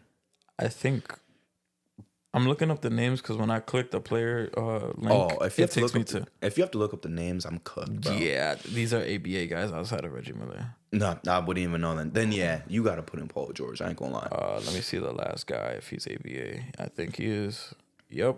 Yeah. So yeah, Reggie Miller's the only NBA. Everybody else is ABA, and then I think one of them is a fucking announcer, Slick Leonard. That's a fire ass name. No, Rick Smith is crazy to me, bro. I'm not gonna lie to you. Wow, he didn't even play for the Pacers, so I guess he was a coach. He was playing for the Pacers is crazy, bro. Yo, what the fuck, glazing? Damn, oh, he was a coach. Hold on, the Pacers got worse history than the Nets. Then, if you think about it. Yeah, so the only NBA player they have retired is Reggie Miller. They have George McGinnis, Mel Daniels, Roger Brown, who are all ABA players. I actually know Mel Daniels. I don't know the rest. And then you have Slick Leonard, who's the coach. Do the Pacers have the worst history in the NBA? Yeah, bro. One NBA player retired. And then let me see the Nets. The Nets at least have J. Kidd, bro. They have J. Kidd and Dr. J. Damn. Can I go to... Damn, this is weird because it's like... If I go to Brooklyn Nets, will they have everything? I don't know. Probably. Yeah, you have... Rest in peace. Drazen Petrovic, Jason Kidd. Oh my God, bro. John Williams, Bill... I don't even know. Malachi. Julius Erving, Buck Williams. But Dr. J was ABA. Buck Williams was ABA. Yeah, we're going to have to talk off camera. But Jason Kidd's going to be in there, though. Yeah. Pacers got the worst history, bro. Like, and then, not counting the Grizzlies, by the way, because they're a much newer team. The Nets, damn, I hate to bring this nigga up again. And Vince Carter. Yeah, they just added Vince Carter. Wait, so they never retired Jason Kidd? They did. Okay, because I don't know if you said Jason Kidd. Yeah, they so did. We're talking Jason Kidd, Vince Carter, Buck Williams, and Dr. J mainly. That is better than anything the Pacers have. Yeah. Just looking down at the map, bro. The Pelicans, are they gonna retire Anthony Davis? He kind of left in a weird way. He left in a very weird way. Especially with the "it's all over, folks." That was crazy. He was no, like, I'm not gonna lie. When he was like, "Oh no, my designer did that." He knew what the fuck he was doing. Yo, the Pelicans is bad, bro. Well, they're a newer team, but they're gonna have CP3 in there. Yeah. So that's what I'm saying. They only have Pistol Pete right now. Oh yeah, that's true. But do they inherit their history though? Why? I don't know. That doesn't make sense. The Hornets came in 92? 91? No, they came in. Nah, I'm bugging, Justin. They came in like 88, and then they started getting these stars in 91 and 92. They got Larry Johnson. Charlotte Hornets. And then Alonzo Mourning. 88, 89. I'm looking at the Hornets right now. Retired number. But that's Charlotte. So Bobby Phillips is the only retired number for the Charlotte Hornets. they didn't retire Alonzo Mourning All right. Larry Johnson. I mean, Alonzo Mourning played like 3 years there. Oh yeah, that's true. And then his And ass then left. he went to the Heat. And then Larry Johnson, I love Larry Johnson, but he really only had like 3 good years there. Nah, he dipped to. And then he got hurt. Knicks. Yeah. It's bad. It's better than nothing, bro. Yeah. I mean, he won Rookie of the Year. Right, he was wearing his jacket around Alonzo Mourning. Niggas started beefing over that. You never heard that story? He was trying to make Alonzo Mourning jealous. They was having some issues at the start about who was going to be the guy.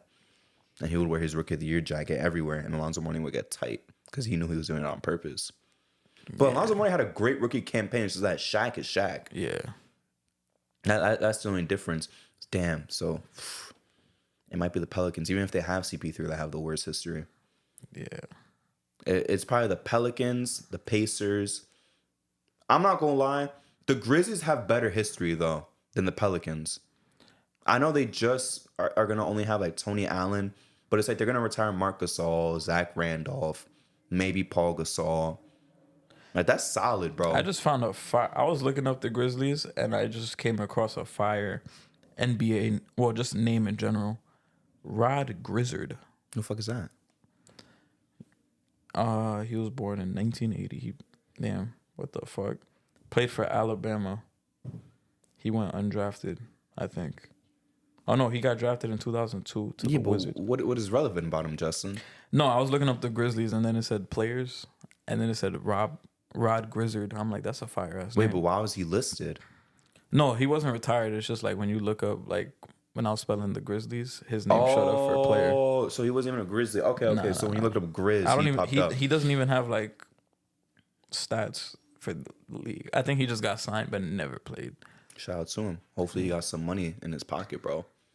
Timberwolves got a better history. I'm looking at the Grizzlies right now. They got Tony Marc Allen. Gasol and Zach Randolph. They didn't do Tony Allen's yet, or did they only announce it and they didn't do it yet? Because I know it was announced. I think they announced it, but they didn't do it yet. So you got Marc Gasol and Zach Randolph. And then you're adding Tony Allen. And then obviously you're going to have Mike Conley. They're not going to do Powell? Maybe. That's still better than the Pelicans, though. Unfortunately. Timberwolves got what? KG? KG hasn't agreed to it yet, but he's going to be there. And then Cat's going to be there, too. Malik Saley and then Flip Saunders. When the front office, because he said like he'll do it if A-Rod and his boys like really get involved in this shit, and then also bring him in. But he's obviously he deserves it. He doesn't want to do it now though. Celtics might have to start chilling out with the. Pretty soon they're gonna have no jerseys. I mean, Yankees have way more retired numbers, and they still have a lot of guys with numbers. That's that. Obviously Judge had to come in with 99. That's why I never like playing for the Celtics in 2K, because it's like they never have the number I want because it's fucking retired. Yeah. What number you be playing with? 1.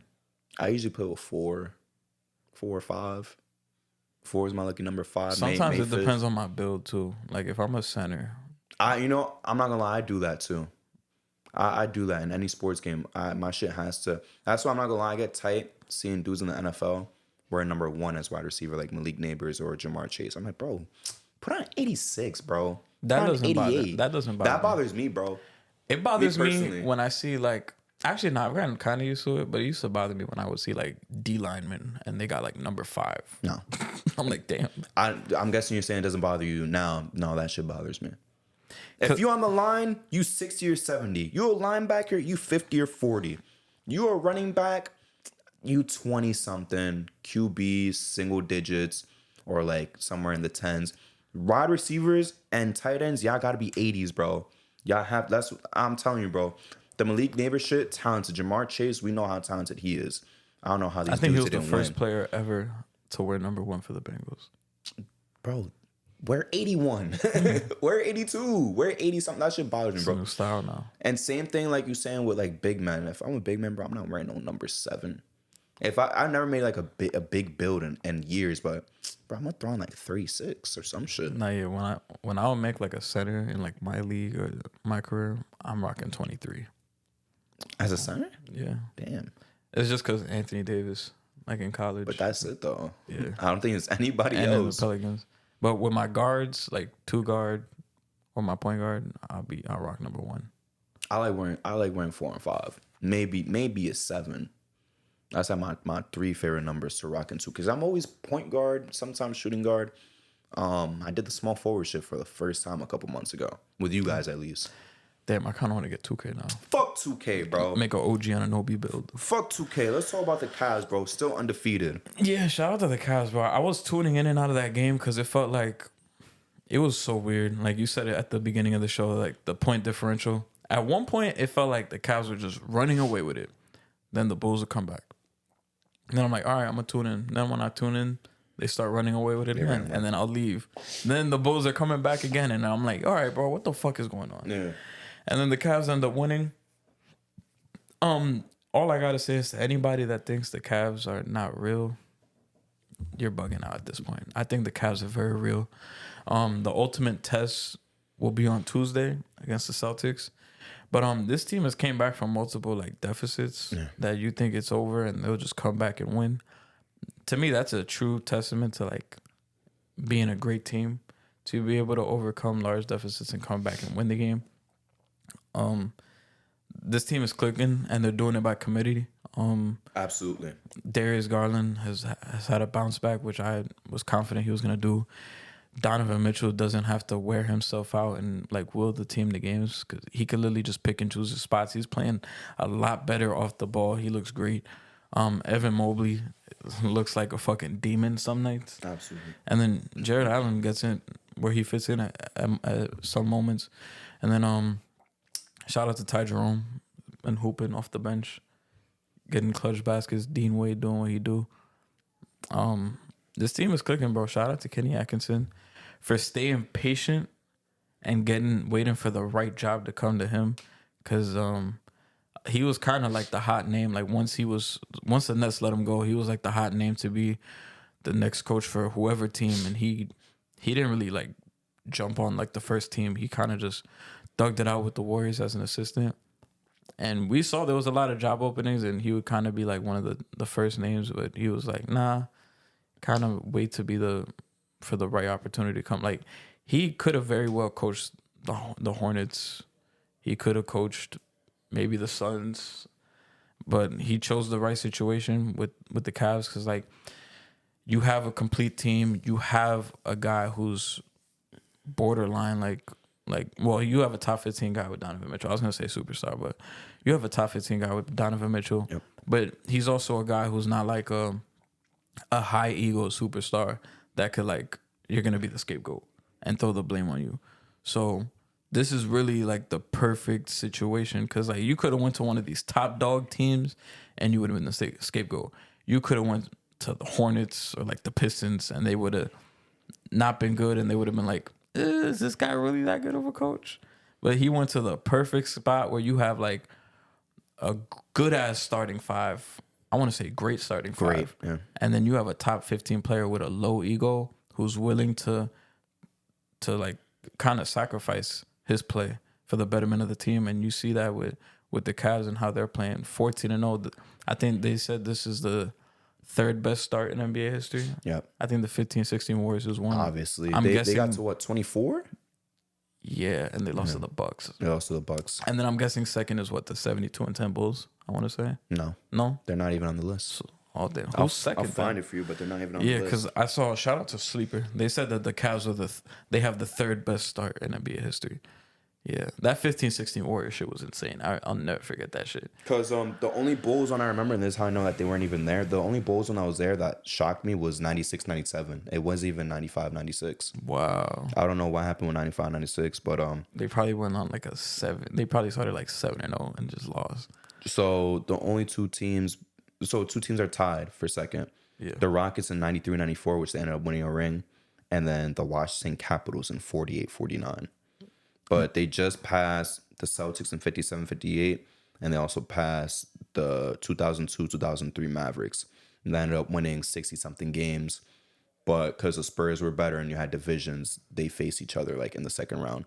Spurs were the 1 seed, the Mavs were the 4 seed. That's crazy. But they should have been like the 2 seed. It was disgusting.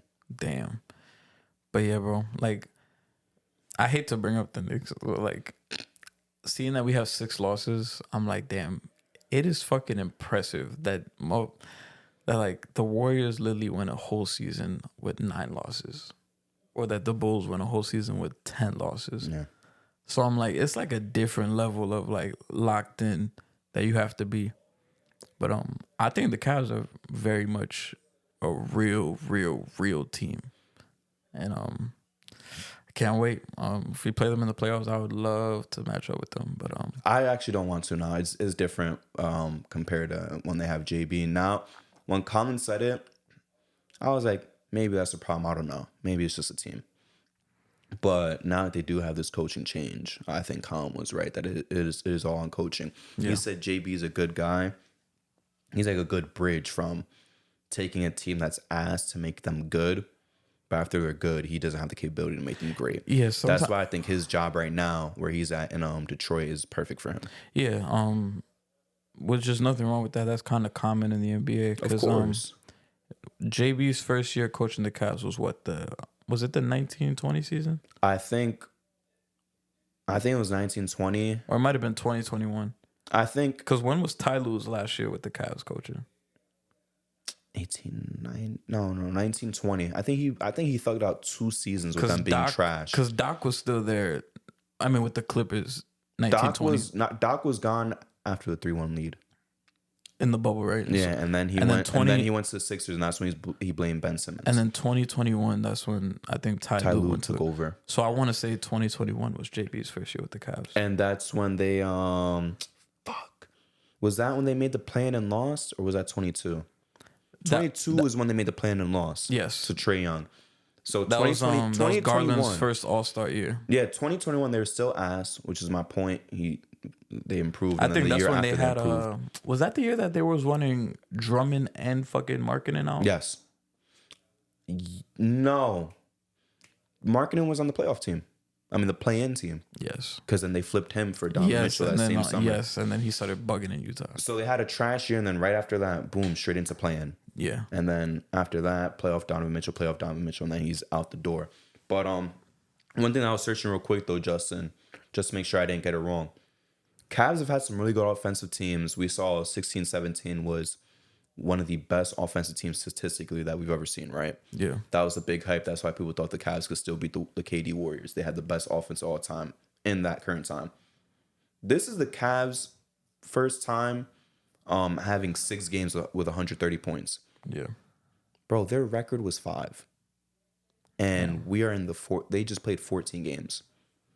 And they've already broke their own record for most times scoring 130 points, their own team record. That is ridiculous, bro. Damn. That just shows how much different their offense is now compared to when it was ever before with JB. And this isn't like this is no diss to JB. Certain coaches are built for certain situations.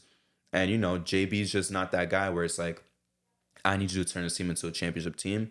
Like I said before, this is a guy where we're pretty bad. We want to start getting into the playoffs. He's that guy. And it's the same thing, I'm sure you could say it, Justin, for football too. Maybe it's the same case. But for example, it's the same thing for soccer, bro. When you get to that top league, bro, there's certain guys that their specialty is literally avoid relegation and fall into the second league. So it's the same thing with like a JB. It's like, bro, we just need you to get us to the playoffs. Yeah. And after that, when we want to hit that next level, we'll move on to someone else. And there's nothing wrong with that. You could be one of those coaches that's like a specialty coach, and that's just kind of what he is right now. But Kenny is coaching his fucking ass off. That's one thing I could do. He is coaching his ass off right now. Yeah, and that was my favorite Nets team. That D-Lo team. It's everyone's favorite. With Jared Dudley. Yeah. And they was fucking dancing on the bench. Like, that was my favorite Nets team. After that, it's been downhill ever since. Man, there's even Nets fans who will say, fuck, man, why do we have to go? Insane ones, by the way. I'm not going to lie. But there's even Nets fans who are like, fuck, man, why do we have to get KD and Kyrie? We should have just rolled it out with D-Lo on them. Which, like, yeah, like, there would have been less expectations, but it's not like I would have gone far anyways, unfortunately, as we've seen already. But shout out to Kenny Atkinson. The last thing, Justin, I want to talk about, unless there's something else you want to talk about before we talk about the new All-Star format and things of that nature. I obviously do want to talk about the Knicks, man. The Bulls L, just for you, that shit made me sick to my stomach. Yeah, I was about to ask you first reactions. And by the way, You know, I'll let you react first, and then I'll talk about the irony of the situation. What, just the Bulls game or this past Knicks week in general? Well, first the Bulls game, the way that they lost. Oh yeah, that shit made me sick to my stomach. I'm not gonna lie. I was expecting to come into the game flat because we were coming off a back to back where we beat the brakes off of Philly the night before, and then yeah, so coming in flat for the Bulls game was kind of expected. We were down by 22, and I was like, bro, there's no reason. Like, even though it's a back to back, there's no reason we should be getting our ass handed like this. But then that was really the only positive that I took from this game was the comeback that we had in the second half, led by Cat, dropping 46 points. And, bro, we came back into this game. I'm like, oh, shit, bro, this is going to be one of the best comebacks in Knicks history. And they literally put it up. I think the largest deficit the Knicks came back from was like 24 points or 26 points, some shit like that. And they came back. They made it a game. Cat unfortunately bumped knees with Levine, but the adrenaline kept him in the game. You had Brunson making big shots down the stretch. Campaign even hit like some big threes. But man, when I saw Levine and Josh Hart getting into it, I'm like, Josh Hart is gonna do some stupid shit, bro. I can feel it. I'm like, he can't help himself right now. He's so antsy, he's so jumpy, and that's what you kind of have to like. You're gonna have to take that shit from Josh Hart because like all the good shit he gives you is gonna come with some bad and some stupid shit. Yeah. And I knew I knew something was gonna happen. Like as soon as he was on the island, he was gonna jump for the first pump fake, and yeah, he touched fucking Kobe White's hair, and Kobe White, shout out to him for the acting skills. They blew the whistle, and then that on the other end, the Brunson shot. Bro, I really thought that was gonna go in, bro. Me too. It was going in. That shit hit every part of the rim and rimmed out, bro. And that shit had me sick to my stomach because I'm like, yo, that was a game we should have had. And even though like this was a back to back, I was like, yo, if we want to be one of the top teams, these are the games we gotta win. I know it's gonna be tough, but like, and I know I have to be patient, but like, I want to start creating that separation in the standing, like especially when there's an easy opportunity. Yes, like this week I looked at it. I'm like, honestly, we should go 4-0 in this week stretch. We have Philly with no Maxey, and Embiid making his season debut, so he's going to be rusty, and then Paul George, jack of all trades. You could get a great game, you could get a bad game. Either way, if he's on fire, whatever, he's cold. They're still beatable. The Bulls, we should literally make work of them, even if it's off a back-to-back.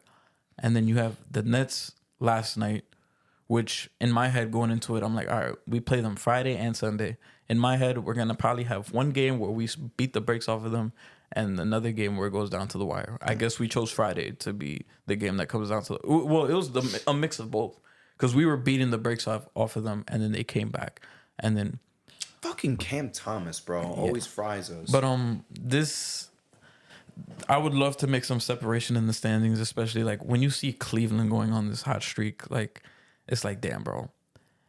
It was like last year with the Celtics. It was like they were undoubtedly the number one team, and nobody was able to catch them. You just got to chase number 2. So it's like you got to chase number 2 at this point, and it's like we've been fortunate with how bad the East has been that we've literally been like. We're literally just floating at 500, and we're still a top 4 seed, which is insane. But I don't want a repeat of the 2022 Knicks where we would win a game, lose 2 in a row, win 2 in a row. That's what we're doing, though. We haven't strung together two wins yet. Exactly. I'm trying to be patient, but I'm like, I need this team to go on like 5, because like that's what all the great teams do, like go on that 5-game winning streak. That I remember when we made the OG trade last year. We were on like I think we went on like a 9-game winning streak. We were frying. And then the first game we lost was the game we went to against the Lakers. I think we were at 9 in a row. If we beat the Lakers, it would have been 10 in a row. But like, I mean, I'm confident it's going to come at some point. And I do have some optimism, especially after last night's game. But man, bro, that Bulls game was devastating. And then last night, the Nets game, it shouldn't have been that close. It was an ugly game. I'm not going to lie, but I'll take it. Brunson, game winner. He got it back. Yeah. Mikal Bridges game-winning block. And I think the highlight for last night was Tibbs just trusting the bench more. Shout out to fucking Huck Porty, but I like to call him Fuck Porty. I like that to Ben Simmons after scoring. Yeah, that shit had me crying. That shit was funny, bro. I like to call him Fuck Porty. To anybody thinks it's a typo, it's not. I'm doing it on purpose. Because he has a lot of plays that makes you say, fuck. So it's like he's like the exclamation point. Like all his plays like are super emphatic. He had 4 blocks yesterday, which was insane. Probably would have had more, but they just didn't count them. But 4 blocks yesterday. Amazing win. I don't even think Deuce played last night, right? I don't recall. I don't remember seeing him. I don't remember seeing him on the court. A lot of it's gonna get tight. A lot of campaign minutes. Yeah, a lot of campaign minutes. I like what I saw from Daddy A. But it was a great win, especially with OG fouling out off of the most bullshit shit I've ever seen, bro. His shit got overturned, and they was like, "Oh yeah, OG, you're actually out the game now." What was OG's highlight last night? His biggest highlight? The fight with Finney Smith. No, you're wrong. What? Falling into Anne Hathaway, and Anne Hathaway saying, "That was my bucket list. Thank you." That OG. wasn't last night. That was the Bulls game. I'm fucking slow. Yeah, that was Wednesday. Yeah, last night OG was about to throw hands with Finney Smith. That shit was That shit was well. funny. I don't think he was gonna throw hands. To be honest with you, I think Finney Smith was the one who was really like about it. I don't even think OG was really defending himself like that. Like Dorian Finney Smith was like, "I'll fuck you up." It's crazy because the only time I've seen OG like ready to like step up like that was it's only been against the Nets. Because there was one when we played the Nets last year in the Garden. I forgot what somebody pushed JB. I forgot who it was. I couldn't tell you. Somebody like pushed him, and then OG got in their face. I think it might have been Cam Thomas. I think he kind of like pushed Brunson. And then I'm surprised you remember something like that. To be honest with you. And OG got in his face. And the funny part was, this is probably why the Nets fans hate Mikal. Because after we beat him that game, Mikal was in our huddle like laughing and joking and shit. And that was like a close game that we beat. And it was kind of like some intensity at the end of the game. A lot of testosterone. I wonder what Cam Thomas was thinking after that specific loss with Mikal like going over with his boys and shit. Because I think Cam Thomas really don't fuck with us at all, which is fine. Obviously, I got no problem with it. No, he was hooping. I don't think he fucked with the Knicks at all, bro. And one guy I want to say, fuck you too. I don't have nothing against him. It's just like some shit just kind of rubs me the wrong way about him. Please tell me it's the same guy. Cam Johnson. No. You thought I was gonna say Ben Simmons? Yeah, he went 0 for 8 in pregame warm-up shooting. Damn. Did you see that video? Nah, I didn't see that. That shit is embarrassing. Just he missed every single shot. Nah, Cam Johnson kind of gets me tight because like all the whining he does, and like you could hear him on the feed, like come on, like that's a foul, like travel. Like you hear him all the time, and then you see his face when he doesn't get a call. Like it pisses me the fuck off. And he's low key like a little Knicks killer because I remember he hit a game winner against us when he was in Phoenix. But yeah, fuck that dude, bro. I'm sure he's a great guy. Wasn't that the game that he got into it with Randall? I think him and Randall got into it and they hit the game winner right after. It might have been because I remember that game was in Phoenix. And that game was also intense as fuck too. I remember that one. I'm pretty sure he got into it with Randall. Yeah. And well, Randall got into it with everybody, but he got into it with Randall. Like I'm borderline like 99% sure that's what happened. They hit the game winner right after, and I was sick. No, yeah. And to Nets fans, I hope you love the taste of that fucking L. Jeez, bro. Pause. Because pause, but must be a great feeling for Mikal Bridges to get that game-winning block, and then for him to tell the fucking bench about it, and then everybody being hyped. Because all I see on Twitter now is, "Oh, Knicks got robbed. Knicks got robbed. 5 first-round picks. This nigga can't even make threes no more." And I'm like, bro, we're 10 games into the season, and we're already like great in this trade. Even Josh Hart said it after the game. He's like, yeah, we traded him for fucking 12th graders. Like, we don't give a fuck. And I feel like Mikal's starting to pick up his groove right now because he was hooping last night, honestly. And Josh Hart was right. He finds ways to like impact the game without scoring. Like, you need him to get big rebounds, he'll do it. You need him to get a stop on defense, he'll do it. It's just, I like the recipe's kind of there. We just have to put it all together. And when Precious comes back, hopefully, which is soon, because I saw that they're kind of speeding him up to come back. And then when Mitch comes back, we're gonna be able to have a lineup where we could play in different ways. And my bright spot from last night was Huck Porty played a lot. Played more than Sims. Yeah, he this is the first time that he was actually getting like stupid burn over Jericho Sims. Yes. And I just want to say too, like, I wish so badly, bro, that Jericho Sims could work out, but he's not good at anything, bro. He gets me tight, bro. Like, there's rebounds that he can fucking get, and instead of like snatching it down, he'll literally tap it, and then the other team gets it. I'm like, what the fuck are you doing? He's like doing the Tyson Chandler, but not good. Not at least good. Tyson Chandler would do it to his teammates. Yeah. Because Tyson Chandler was doing that shit to where it gets to the 3-point line. Yeah, he's like, or if he'll be like, Melo. Yeah. Push it back to Melo and shit, bro. Or if not, that shit's going to the other side. Like, Yeah. literally, Jericho Sims is tapping it to like the other team. I'm like, damn, nigga, like you could grab that. Bro, I want him to work out just because I know he would have the most fire nickname in the league, bro. Chris Jericho Sims would go so hard, bro, if he was actually good. Yeah, but bro. That's just not. I'm kind of tired of his minute, and I'm so happy that Tibbs is playing Huck Porty, and like, cause he's a rookie, but he's 22 years old, and he played in a professional league, so like he has some type of professionalism there. I could see the hesitancy with Daddy A, cause he's 19. Kolik, I like that he's playing more, but Kolik's a 4-year guy. Like he's not stupid. He just needs the reps to get his confidence up, and that's all it's gonna take. But we can't afford to have the starters playing 40 fucking minutes in Game 10.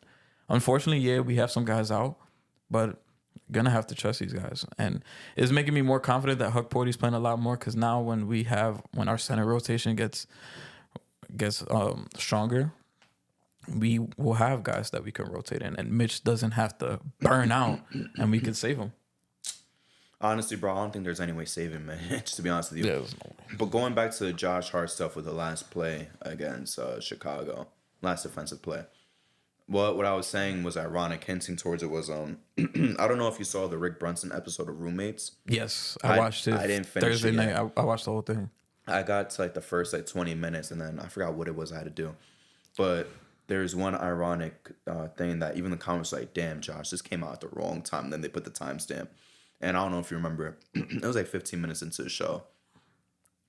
He was like, look, guys, like, I'm good for like certain parts for certain things. I forgot what he said, but one of them was like, and in the game, I'm never going to do anything stupid. And then obviously that shit got uploaded. And then the bullshit, everyone was already saying like, damn, bro, this is the worst time to put this shit up. And by the way, that episode was funny as fuck, even though I haven't finished it yet. Even someone in the comments was like, damn, this felt like a Josh Hart intervention. Nah, like, it really did. That shit was comedy, bro. That was a really good episode. That shit was funny as fuck. Only thing I hate about their show sometimes is like there's mad fucking ads, bro. Skip through them. Nah, I skip through them, but I'm like, god damn, bro. Cause I like to listen to it while I'm like washing the dishes or something. And I'm like, damn, I gotta go and. You know I like listening to podcasts. I like listening to podcasts while playing College Football Dynasty. I've been doing that too. That's the best time for me to watch the podcast. I was about to say something crazy. I was about to say out of pocket, but go ahead. Since you brought up like listening to something while you play or like washing dishes, I told D the other day, I'm like, yo, I was watching the King Von like 3-hour Trap Lord Ross video on YouTube. And it was like the first rapper serial killer. Bro, you said that to me last week too, but with the Bronx shit. Yeah. You be watching all this niggas' videos? No, I just started watching the King Von one. But the King Von, bro, I'm like an hour in. I'm like, yo, this nigga's. I might say it after the show. I'm like, yo, this motherfucker was really like the Riddler in real life. Yo, he used to be like, a shooting will happen, and then like 10 minutes later, he'll be like, who died? Question mark. Like, it's the Riddler. Nah, bro. I want to watch the Bronx one, but the thing is, like, when you were telling me this stuff, I was like, I know this story already. I'm like, nah, the King Von one, I recommend watching that because that shit is insane. I haven't finished it, but I'm like an hour in, and this shit is insane. 3 hours is crazy, though, bro. I know we'll do the show for like 3 hours and shit, but damn, 3 hours, and we're talking about ball. Like, there's a lot of shit. Bro, 3 hours talking about people killing each other. And it's not even, it's like 3.5 hours, I think. It's like, yeah, like 3:36 or something. Could you imagine we was doing the show and we was just talking about people killing each other? and dissing each other and kicking over their candles and shit. That's crazy, bro. To do that for 3.5 hours. No, and I'm not hating too. Like, props to him, bro. But to be able to do that for 3 hours, bro, like you gotta be resilient as fuck, bro. His research be on point. That's what I'm saying. That's why I bro. like it, because it breaks down everything like chronologically. I'm like, it's easy to follow along. Yeah. Yeah, and then he points back to like he might reference somebody at this point, and I'm like, oh yeah, here we go. You remember this guy I mentioned? Yeah, this is him again, and what's about to happen? And he's dead. Yeah. I don't know why you said it like that. Cause I already know. I'm not gonna say no names, but I already know if he does that in all his videos. I already know who he did that with in the Bronx one. And I'm not gonna say no names, but I already know exactly who he did that with. Where he's like, this guy, oh yeah, here's him later. I know exactly who he'll do that shit with. But Nah, yo, King Von was really the Riddler. he said, who died? The question mark. Nah, he really did that. They use the regular question mark or the red emoji one? If you use the red emoji one, he's Hall of Fame. Nah, I think he used a regular question mark. What a fucking loser, bro. Let's get into this new All-Star format, though, Justin. What is currently your first reaction, or if you want to explain it first? All right, so from Shams, he tweeted last night. Well, this was like at 5:00 yesterday. The NBA is in serious discussions on a new 4-team tournament format for the 2025 All-Star Game, and then sources told ESPN. And he said the new 4-team format for the 2025 All-Star Game would consist of 3 teams of 8 All-Stars each, and the winner of the Rising Stars game. League officials discussed the concepts in a competition committee meeting on Friday.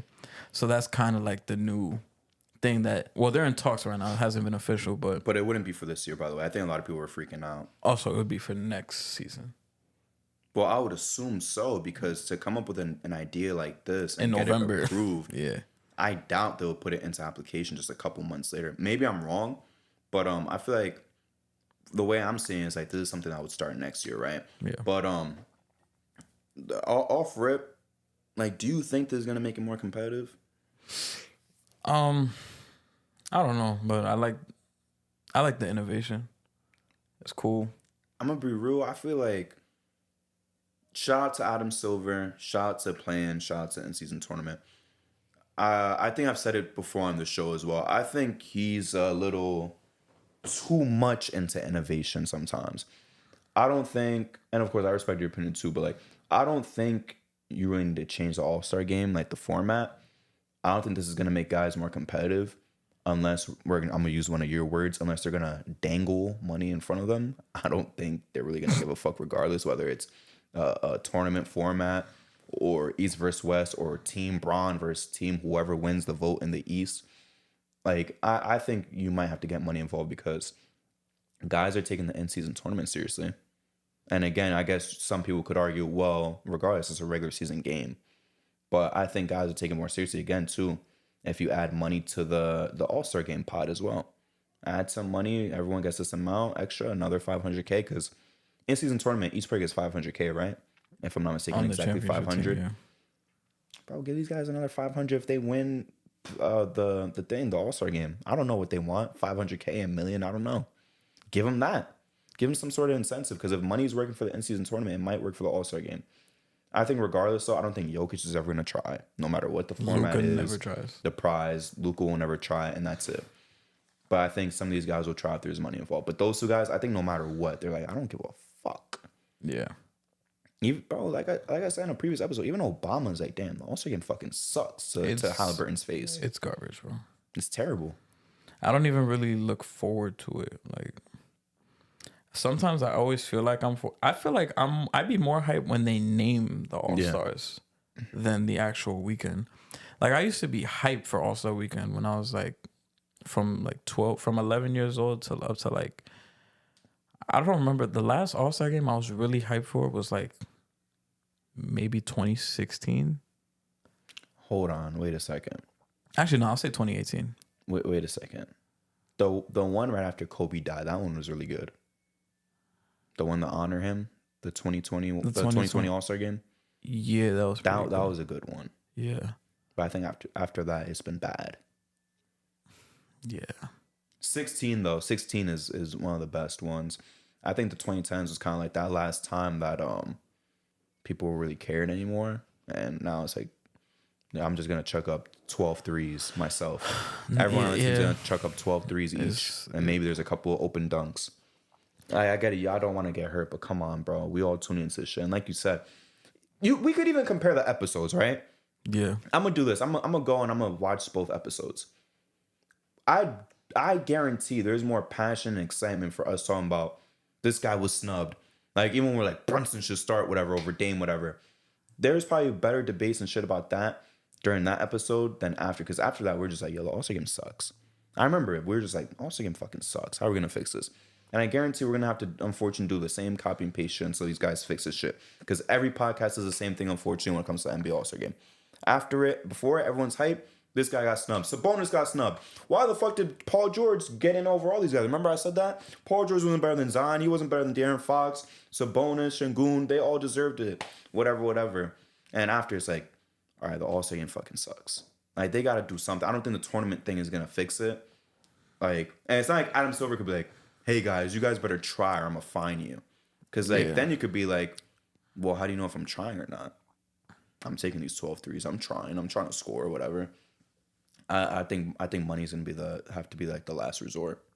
Yeah, and Rising Star. I don't know what that should. The winner of them would be included in the tournament. So, I believe it's 3 teams broken up. They have 8 All-Stars each, 12 East, 12 West, and then the team of the Rising Stars challenge, whoever it is that wins, those 8 guys would join the tournament. So then you have 4 teams. So you'd essentially have 2 games. Oh, sorry, you would have 3 games: the first round and the finals. Rising Star, make that shit back to rookie versus sophomore, please. Please. I'm tired of it's like what, like 4 teams now? Yeah. It's 4 teams. Even World versus USA, I wasn't really liking that. I didn't like it, bro. I liked the rookie versus sophomore. Even the team Shaq versus team Chuck was cool. Yeah. Because I think it was just a pool of rookie versus sophomores, and you just put them on a team. But either go back to that Shaq versus Chuck shit, or just go back to rookie versus sophomore in general. To be honest with you, Shaq versus Chuck, it was decent. It's better than what we got now. But I think we just got to go all the way back. Just bring back rookie versus sophomore. I liked it, bro. Please. So many good memories from them. Yo, hold on. This year would have been like the biggest blowout for rookie sophomore. Because we would have had Wemby and Chet just frying. Zach frying. Alex Sarr just absolutely... Grady Dick. Bro, Grady Dick would hoop, bro.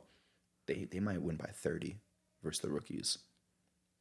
And obviously back then, it was exciting matchups. And you missed out on some good matchups if you did rookie versus sophomore.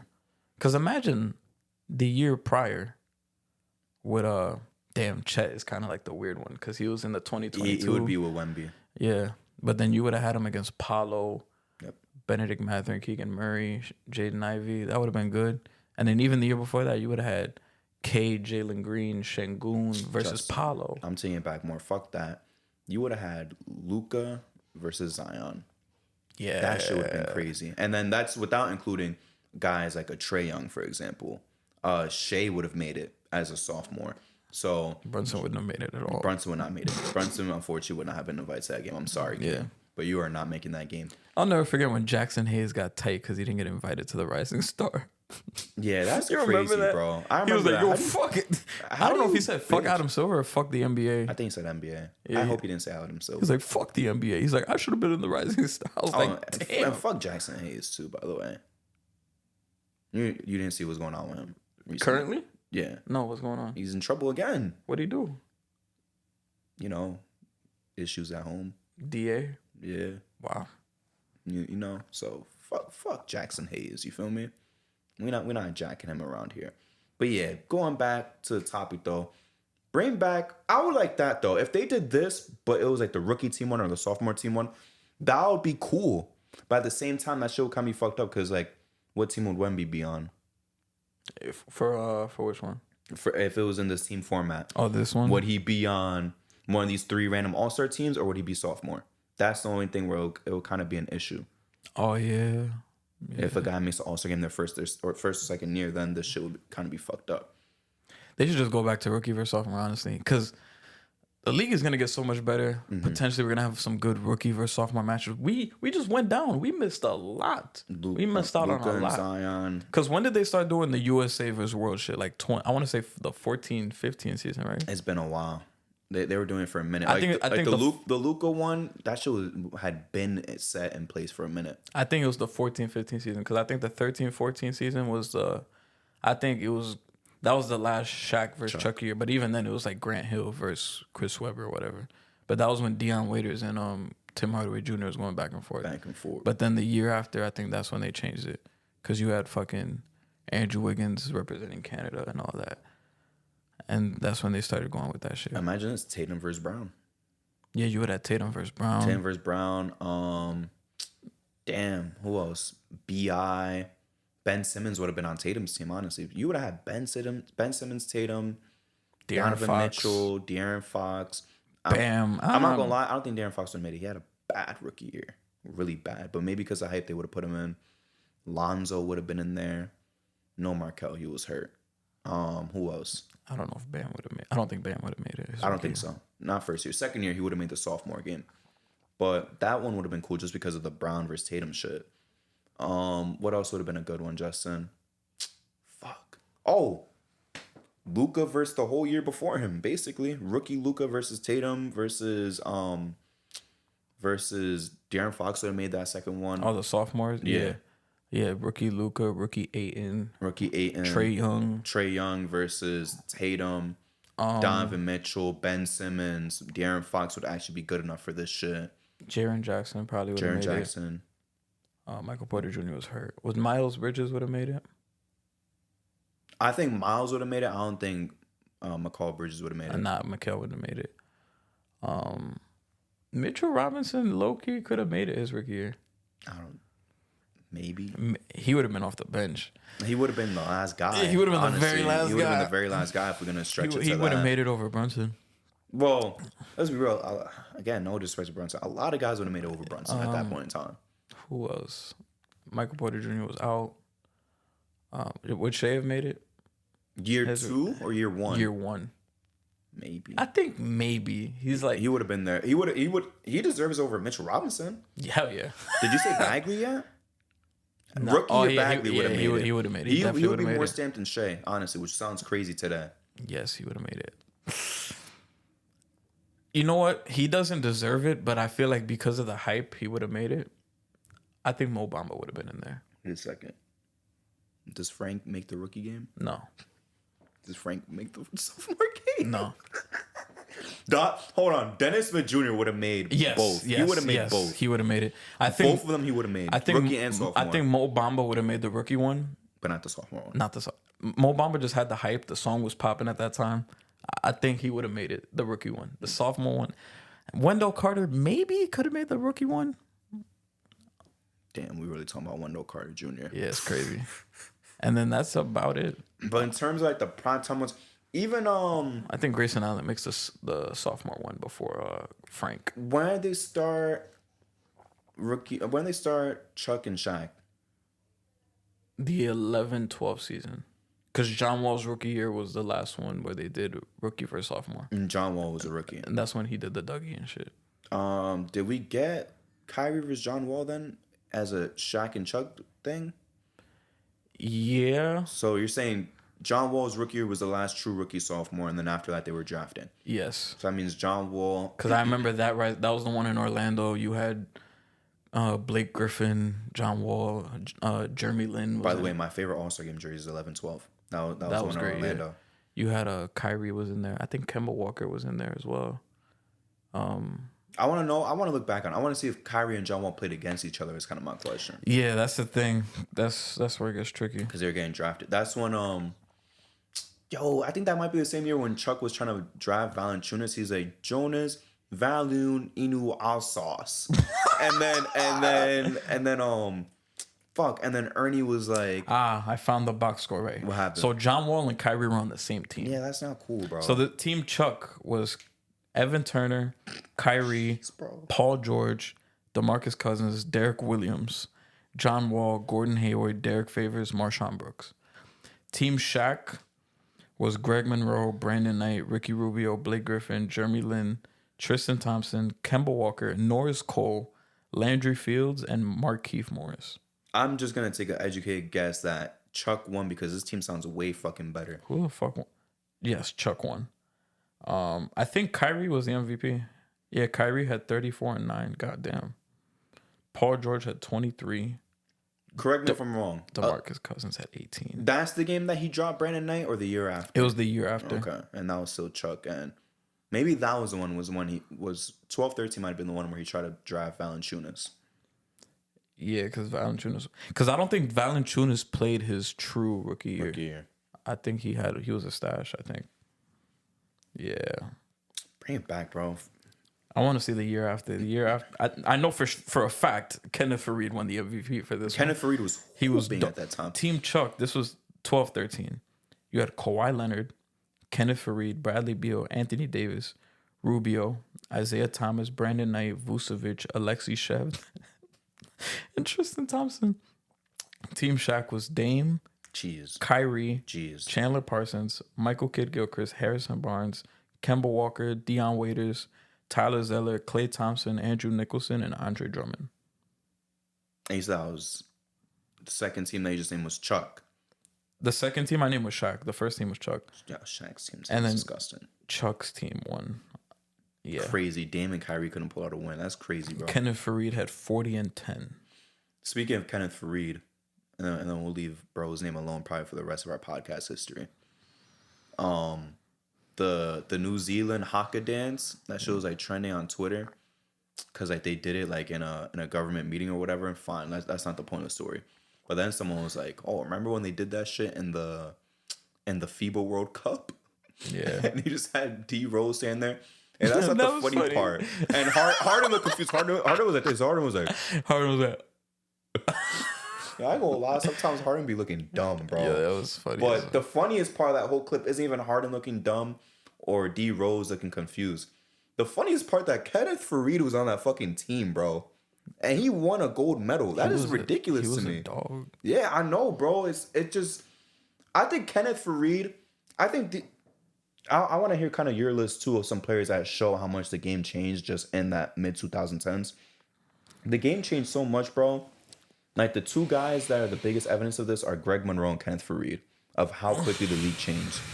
Two guys are future stars. I thought about he popped up in my head too, Greg Monroe. That's the two guys where I sit back and I think these guys showed like the shift from being future stars to basically like, bro, you're not valuable because you're not shooting threes. Like when we was talking about like the Warriors start, right? And you said the Bucks beat them. Because when I was looking at the best starts, and that's why I already knew the thing and I had the article, I was like, damn, like, let me go through all the Warriors losses and shit just for fun. Bro, Greg Monroe had 28, bro, when they beat them. It wasn't Giannis that played the best. It wasn't Middleton. No, it was Greg Monroe that dropped 28. And that's when he joined the Bucks, and Greg Monroe was one of the biggest, bro, like dudes in his free agent class. I remember the Knicks wanted to get him, and I actually wanted to get him too. Because, bro, everyone thought he was going to be an all-star. He's a young big with a pretty decent post bag. But it's like him and Kenneth Faried, they just got phased out quickly, bro. Kenneth Faried was a demon. And to be honest with you, I think in a certain system, Kenneth Faried was a guy like a Kenneth Faried place. I would still have a role today. But he definitely wouldn't be as good as he was on the Nuggets in like 12-13, 13-14. Like when he was a Rocket, bro, they had him taking threes once in a while. I'm like, bro, that is not his game, bro. Yeah. Let him go get the board and dunk that shit. And one major, and it was crazy. He was doing that shit at like 6'8", 6'9". Yeah, he was only 6'8". And one memory I always have with Kenneth Faried too is the one where he gets the board against the Celtics. He's like, "You shitting me?" He's like, "Fuck out of here!" And he got the board and KG blocked. He's like, "Shut out of here, nigga!" And they ran down the floor, bro. Yeah. Man, shout out Kenneth Faried. Shout out Jersey. Oh, he's from Jersey for real? Yeah, Where? He's from Newark. He's from Newark? Damn, I would have never guessed that, bro. When I think of Jersey, I think Nas Reed, Kyrie, Shaq, Bam. Who else? David West right next to us. And that's it, honestly. Shit, Precious Achua. He's from Jersey? He went to St. Benedict's Prep. Yeah, but he's not from. I don't want to be like messed up, but he's not from Jersey. I want to know, but Faried is dead ass from Jersey. That's crazy, bro. We need a player from Irvington. That's what we need. I wish. I'm not gonna count Precious. Yeah. He was born in Nigeria. That's what I'm saying. He's a foreign player, but he came here for school. Same thing with Embiid. I don't know Damn, he where went to 3 high schools. Shit. I don't know where Embiid went to high school, but He went to The Rock in Florida. and you wouldn't say Embiid's a Florida hooper. No. That's the thing. But that's the guys I think of when it comes to Jersey. I did not know Kenneth Faried was from Jersey, bro, to be honest with you. Shout out to him. Damn, I forgot Embiid was at Mount Verde for like a year. He was? Yeah. But then he went to The Rock. The Rock. Shout out to The Rock. Yeah, in Gainesville, Florida. Before we get to MVP of the week, Justin, I remember I told you a couple episodes ago, it's always going to be random. It's not going to be like every single week. Favorite game this week? Favorite game this week? And you could always... I think last time I said you can't count the Knicks. We could always count the Knicks. Or you could always do... If a Knicks one was really your favorite, you could do a Knicks one and a non-Knicks. I'm trying to really think. Favorite game this week? I'll say non-Knicks one. I'll say that that Lakers Grizzlies game. That shit was pretty entertaining. Nah, mine, regardless of Knicks. Heartbreaker, but last night, Kings Timberwolves. Yo, they be having the best games, bro. I didn't even get to watch it because I went food shopping like while that game was going on. That's low key like the best games in the league, bro. Because the first one they had was also a banger too at the start of the season.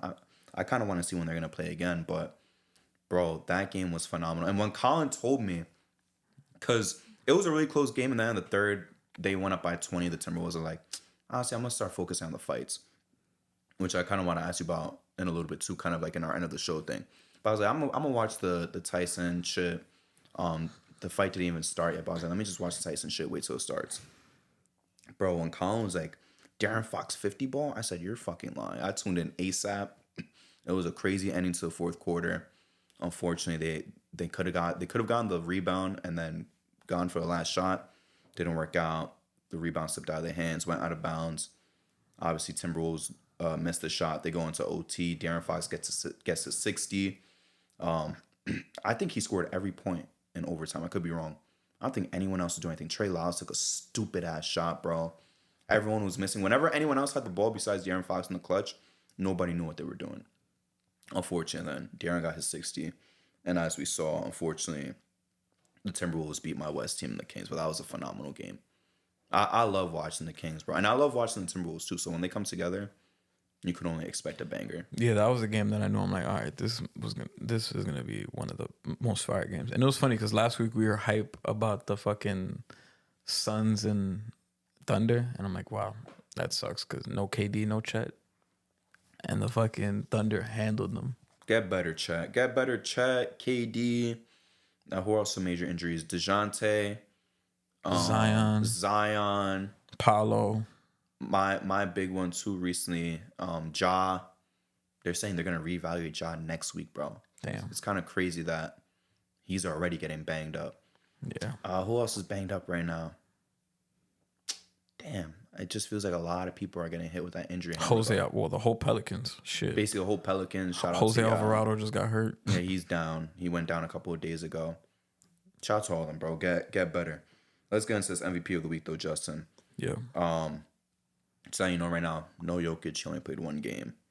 That was kind of like the honorable mention, but no Jokic for this. So I got 5 players. Can't count. Sorry about that. All of them had phenomenal weeks, but one thing I noticed was some of these guys, their peaks were really high. Their other games are kind of average, and you're about to see that with some of these guys right now. So we're gonna start off with Cat, who had a 30-9 game, a 21-13-6 game, and then a 46-10-3 and 3 block game. Went 1-2. Didn't play the last game, even though they won. Giannis. Oh shit, I didn't put Giannis's record in here. 43-13-5, 23-4-7, and then 59-14-7. Did he only win one of those games or 2? I'm gonna check afterwards. I'm about to look right now. So that was his last 3 games? His last 3 games, yeah. So he's 2-1. 2-1. Wemby, he had a phenomenal week. 43-14-6 with 3 blocks. 50-6. And 28-15-5. 2-1. De'Aaron Fox is the one where it's like peaked the highest. Everything else is kind of average. 21, 11, and 8. 24, 6, and 3. 29, 6, and 10, which I locked in fantasy, thinking nothing was going to beat that. And then 60, 7, and 3. They went 2 and 2. And then we obviously got the GOAT right here. LeBron, 19, 10, and 16. 35, 12, and 14. And then 15, 16, and 12. They went 3 and 0 in that stretch. All triple doubles. Justin, your MVP of the week. I think I'm going to go Wemby. Wemby? Yeah. I'm not going to lie. It was between Wemby and Giannis. I was going to say the same shit. I was going to say it's Wemby or Giannis, bro. Cat, unfortunately, like, he didn't even play the full week, but I'm not even holding that against him. He went 1 and 2. Fox, he had the highest scoring night, but, I mean, let's be real. Everything else was kind of cool. I think what it's going to come down to between Wemby and Giannis, who had the most impressive wins based on opponent. That's kind of what's moving you, because Giannis' shit is weak. Because he beat the Raptors and the Pistons. Wemby beat the Wizards and the Lakers. The Lakers won. The Lakers shit is carrying him right now. Yeah. I'll go with you because I said it'll be one of the two. If you say it's Wemby, I'll go with you. I'll say it's gonna be Wemby. Because Wemby had that 40 right before the 50. The 40 and what? 43, 14, 6 with 3 blocks. Yeah, that's fucking insane. He's a demon, bro. Yeah, that's fucking insane. Wemby, bro. MVP of the week, man. Yeah. Shout First of many. You. Was this his first one ever? I don't think so. No? I fucking doubt it. I don't remember giving him one before, but... Are you sure? You don't think when he played the Knicks and Brunson at 60, you don't think he had a chance in that? I mean, he has one, bro. Oh, he definitely has one? I know for a fact he has one. Okay, so... I'll go back and check. He has one. You know what I'm going to do? All. I should have been done this, to be honest with you. This is my mistake. I'm going to do an all-time MVP of the week, and I'm going to do one for every season as well. Okay. Kind of like a leaderboard. That's what I'm going to do. All right, because there's no way Wemby doesn't have one. But Wemby... All right, cheers to many more then. Yeah, you are the MVP of the week this week. Justin, before we head out of here, though, and do the shout-outs, did you watch the fights before I even asked for your reactions to the fight? I did not watch the fight. Nothing at all? I went food shopping while the fight was going on. Like, I literally went out at, like, it was like 11 something. So you missed the whole event? I missed the whole thing. Damn. I'm not going to lie. The main fight was trash. I'll tell you that right now. You didn't miss out. Mike Tyson, he would get hit a couple times, bite his glove and shit. I don't know what was going on, bro. He was biting his glove like mad times each round. That shit was trash. And then Jake Paul just bowed down to him when there was 10 seconds left. And then everyone was like, yo, Mike Tyson had the opportunity to do the funniest shit. If Mike hit him with a clean ass uppercut, bro, that shit would have been funny as hell. Same thing as when Floyd was fighting Logan. Did you see that one? Yeah. When Logan was going like that to the crowd before like the bell even rang, that shit would have been funny if Floyd just fucking clocked him right there. But nah, that fight was trash. The women's fight was the best fight of the night though. The one right before them. Yeah. That I actually got to see. But they did rob my girl Serrano though. I ain't gonna lie. They robbed the fuck out of her. Yeah, I just kept seeing on Twitter that like this is a travesty what's going on with. Yeah, and I'm not no boxing expert, but even just eye test, if you take away the numbers and the power punch, which she won anyways, like I'm not no boxing combat sport like fucking expert, but just watching as someone like who's gonna win this fight, like I'm like, damn, she's fucking her up, bro. Like, yeah, she got the cut on her eyelid. That should look like an extra vagina, like right above her eye. But it did though, I'm not gonna lie. But that shit was coming from headbutts, bro. Unfortunately, it was coming from illegal headbutts. Even though I know headbutts is illegal in boxing. And shit kinda sucked, bro, that she got robbed. Apparently the first one that they fought was a robbery too. So she's just getting her shit rocked when it comes to these fights. Like she has 2 losses on her record now. That shouldn't even be losses. And I think it's like her 3rd loss now, and 2 of them is to this girl. Yeah. I saw everybody clowning Jake Paul on Twitter. That shit was trash, bro. Like, bro. This shit was sad to watch. Like Kevin Mike kept saying, like, yo, this is sad. This is fucked up. This is sad. I'm like, yeah, it is, okay. This shit is terrible. The best comparison though, before I even saw it on Twitter, because Dequan asked me, he was like, because he said Mike Tyson's gonna win. I said, bro, he's 60, bro. He's really like 58, I think. I was like, he's 60. He's like, you don't think you could beat MJ one-on-one right now? And he's like, oh, so you think you could beat MJ one-on-one because he's 60 something? I said no, but I was like, if you want me to put it into comparison, I was like, right now, Q Grimes would be MJ one-on-one. Like, that was the comparison I came up with, right? Which is true. MJ doesn't have the athleticism and shit anymore to beat a Q Grimes. That's not saying, like, Q Grimes is way better or even nice. It's that MJ's an old fucking man. Q Grimes would fry Magic and Larry Bird one-on-one if you don't want it to be MJ. And then I actually went onto Twitter like an hour later, and that Lake Show guy with the Pepe emoji with the Laker hoodie, I don't know if you've seen him on Twitter. He was like, "What's the NBA equivalent of this?" Someone said, "This is MJ versus Dylan Brooks," and I think that's a better fit though. Yeah, that shit was ridiculous though. But that did make me think of like funny ass NBA matchups, like legends coming back and playing current players. Mike versus Q Grimes would be funny. Frank Ntilikina versus Magic. Frank Ntilikina versus Steve Nash. He's frying him. Frank was winning that shit, bro. Part of me feels like Steve Nash would bust his ass right now. Steve Nash, bro, his back is fucked up. Yeah, it is.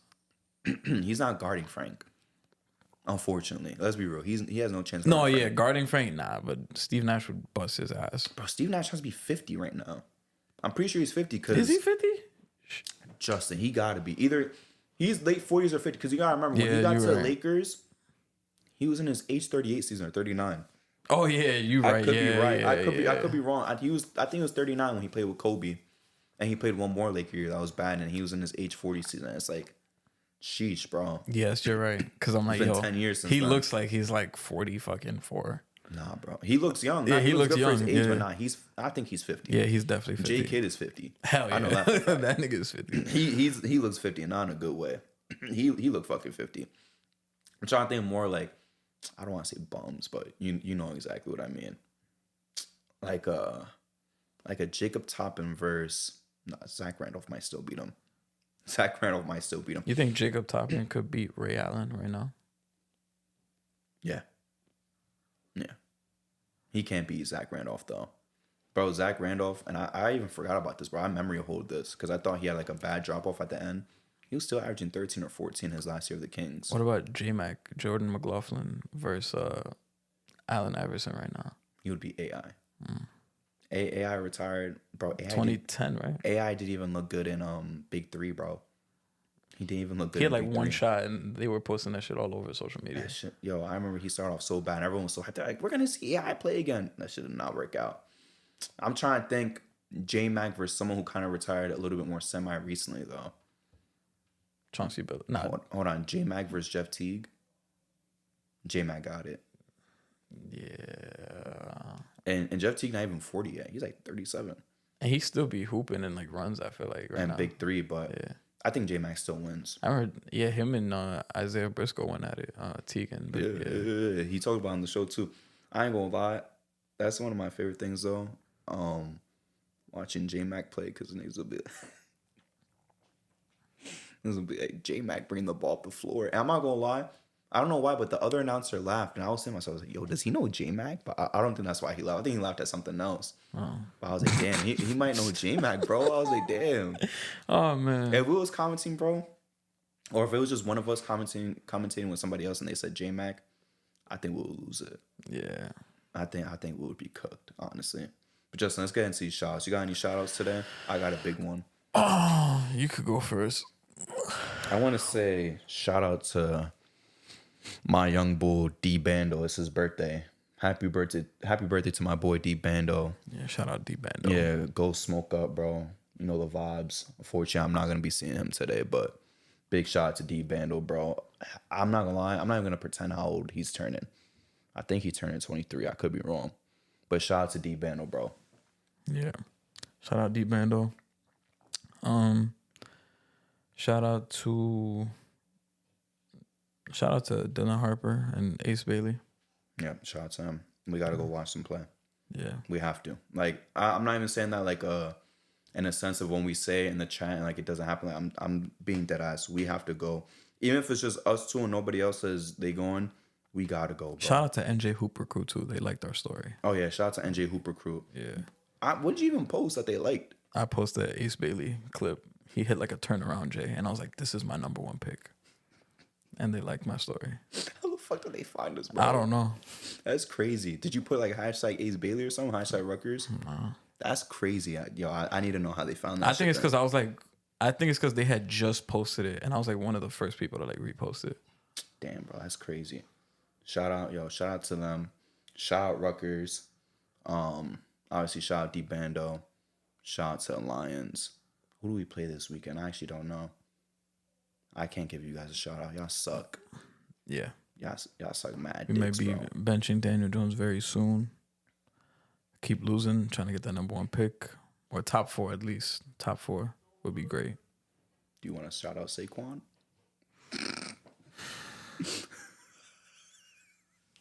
Makes me sick to my stomach every time, bro. He has a great game. Nah, the backwards hurdle was crazy. Yeah, that was insane. That was some Matrix shit. I miss him every day, bro. Y'all will be fine. They're not winning the Super Bowl. Yeah. You gotta take some solace in that, bro. And I'm confident on this. They're not gonna win no Super Bowl. This is my thing. Where we fucked up the most at was paying Daniel Jones. But in all honesty, the best decision was to not pay Saquon. Because for our team to pay money for a running back when our team is garbage would have been stupid. We'd be in the same position right now with Saquon. Garbage. So it's like, it made more sense for a team with like a Philly that like they have everything figured out. And your running back is cool. He's not Saquon, but still. And for Philly, I mean, it hurts because it's a division rival, but it was a no-brainer for them because 2022, when they went to the Super Bowl, Miles Sanders was their running back. And with their O-line, I swear to God, he looked like a top running back in the league. He went to the Panthers. Don't even hear about him. Last year, they had DeAndre Swift with their O-line. He looked solid. He looked rejuvenated. Now he's with the Bears. He looks whatever. When they got Saquon, I'm like, he's going to win Offensive Player of the Year with that fucking offensive line. Because 2022 with the Giants, he had 1,000 yards, 10 TDs with our shitty-ass offensive line.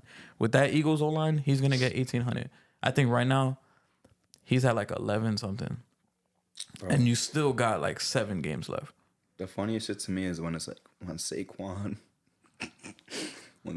busts out for like a 37-yard rush and you're at the 1-yard line and it's a compilation of Jalen Hurts doing that one photo shoot. When he was like... Yeah, I don't know for what. Yeah, for what magazine. That's my favorite whatever. fucking meme. Yeah, shit looks mad funny, bro. And it's like, damn, that's a free touchdown. That's a free rushing touchdown. It's like when the running back gets stopped at the 1-yard line, it's just... Yeah, it's just him like that. And he's going like this to the camera. Yeah. That shit is funny, bro. Just to walk us out of here, though, man. If you guys are listening on audio, please give us 5 stars. Please like. If you guys are watching on YouTube, please subscribe. Please like. Feel free to comment. Follow us on TikTok at the J&J Podcast. Yep. We appreciate you guys. The growth is going up. Thank you guys. Yo, and shout out to the Gamecocks. We finally ranked. Finally. We should have been ranked, but hey, we're gonna make it to the college football playoffs. Stamp that right now. We're gonna do it. We ranked now. We're gonna get it back up there. I think we just got... Oh, you gonna shout out the Knicks? Bro, wear that when they win 2 games in a row. That's the new laugh, by the way, this one. Yes. Because if you know, you know. Because of, the one person that you saw and you had to go like this to try not to laugh. But we out of here, y'all. Peace.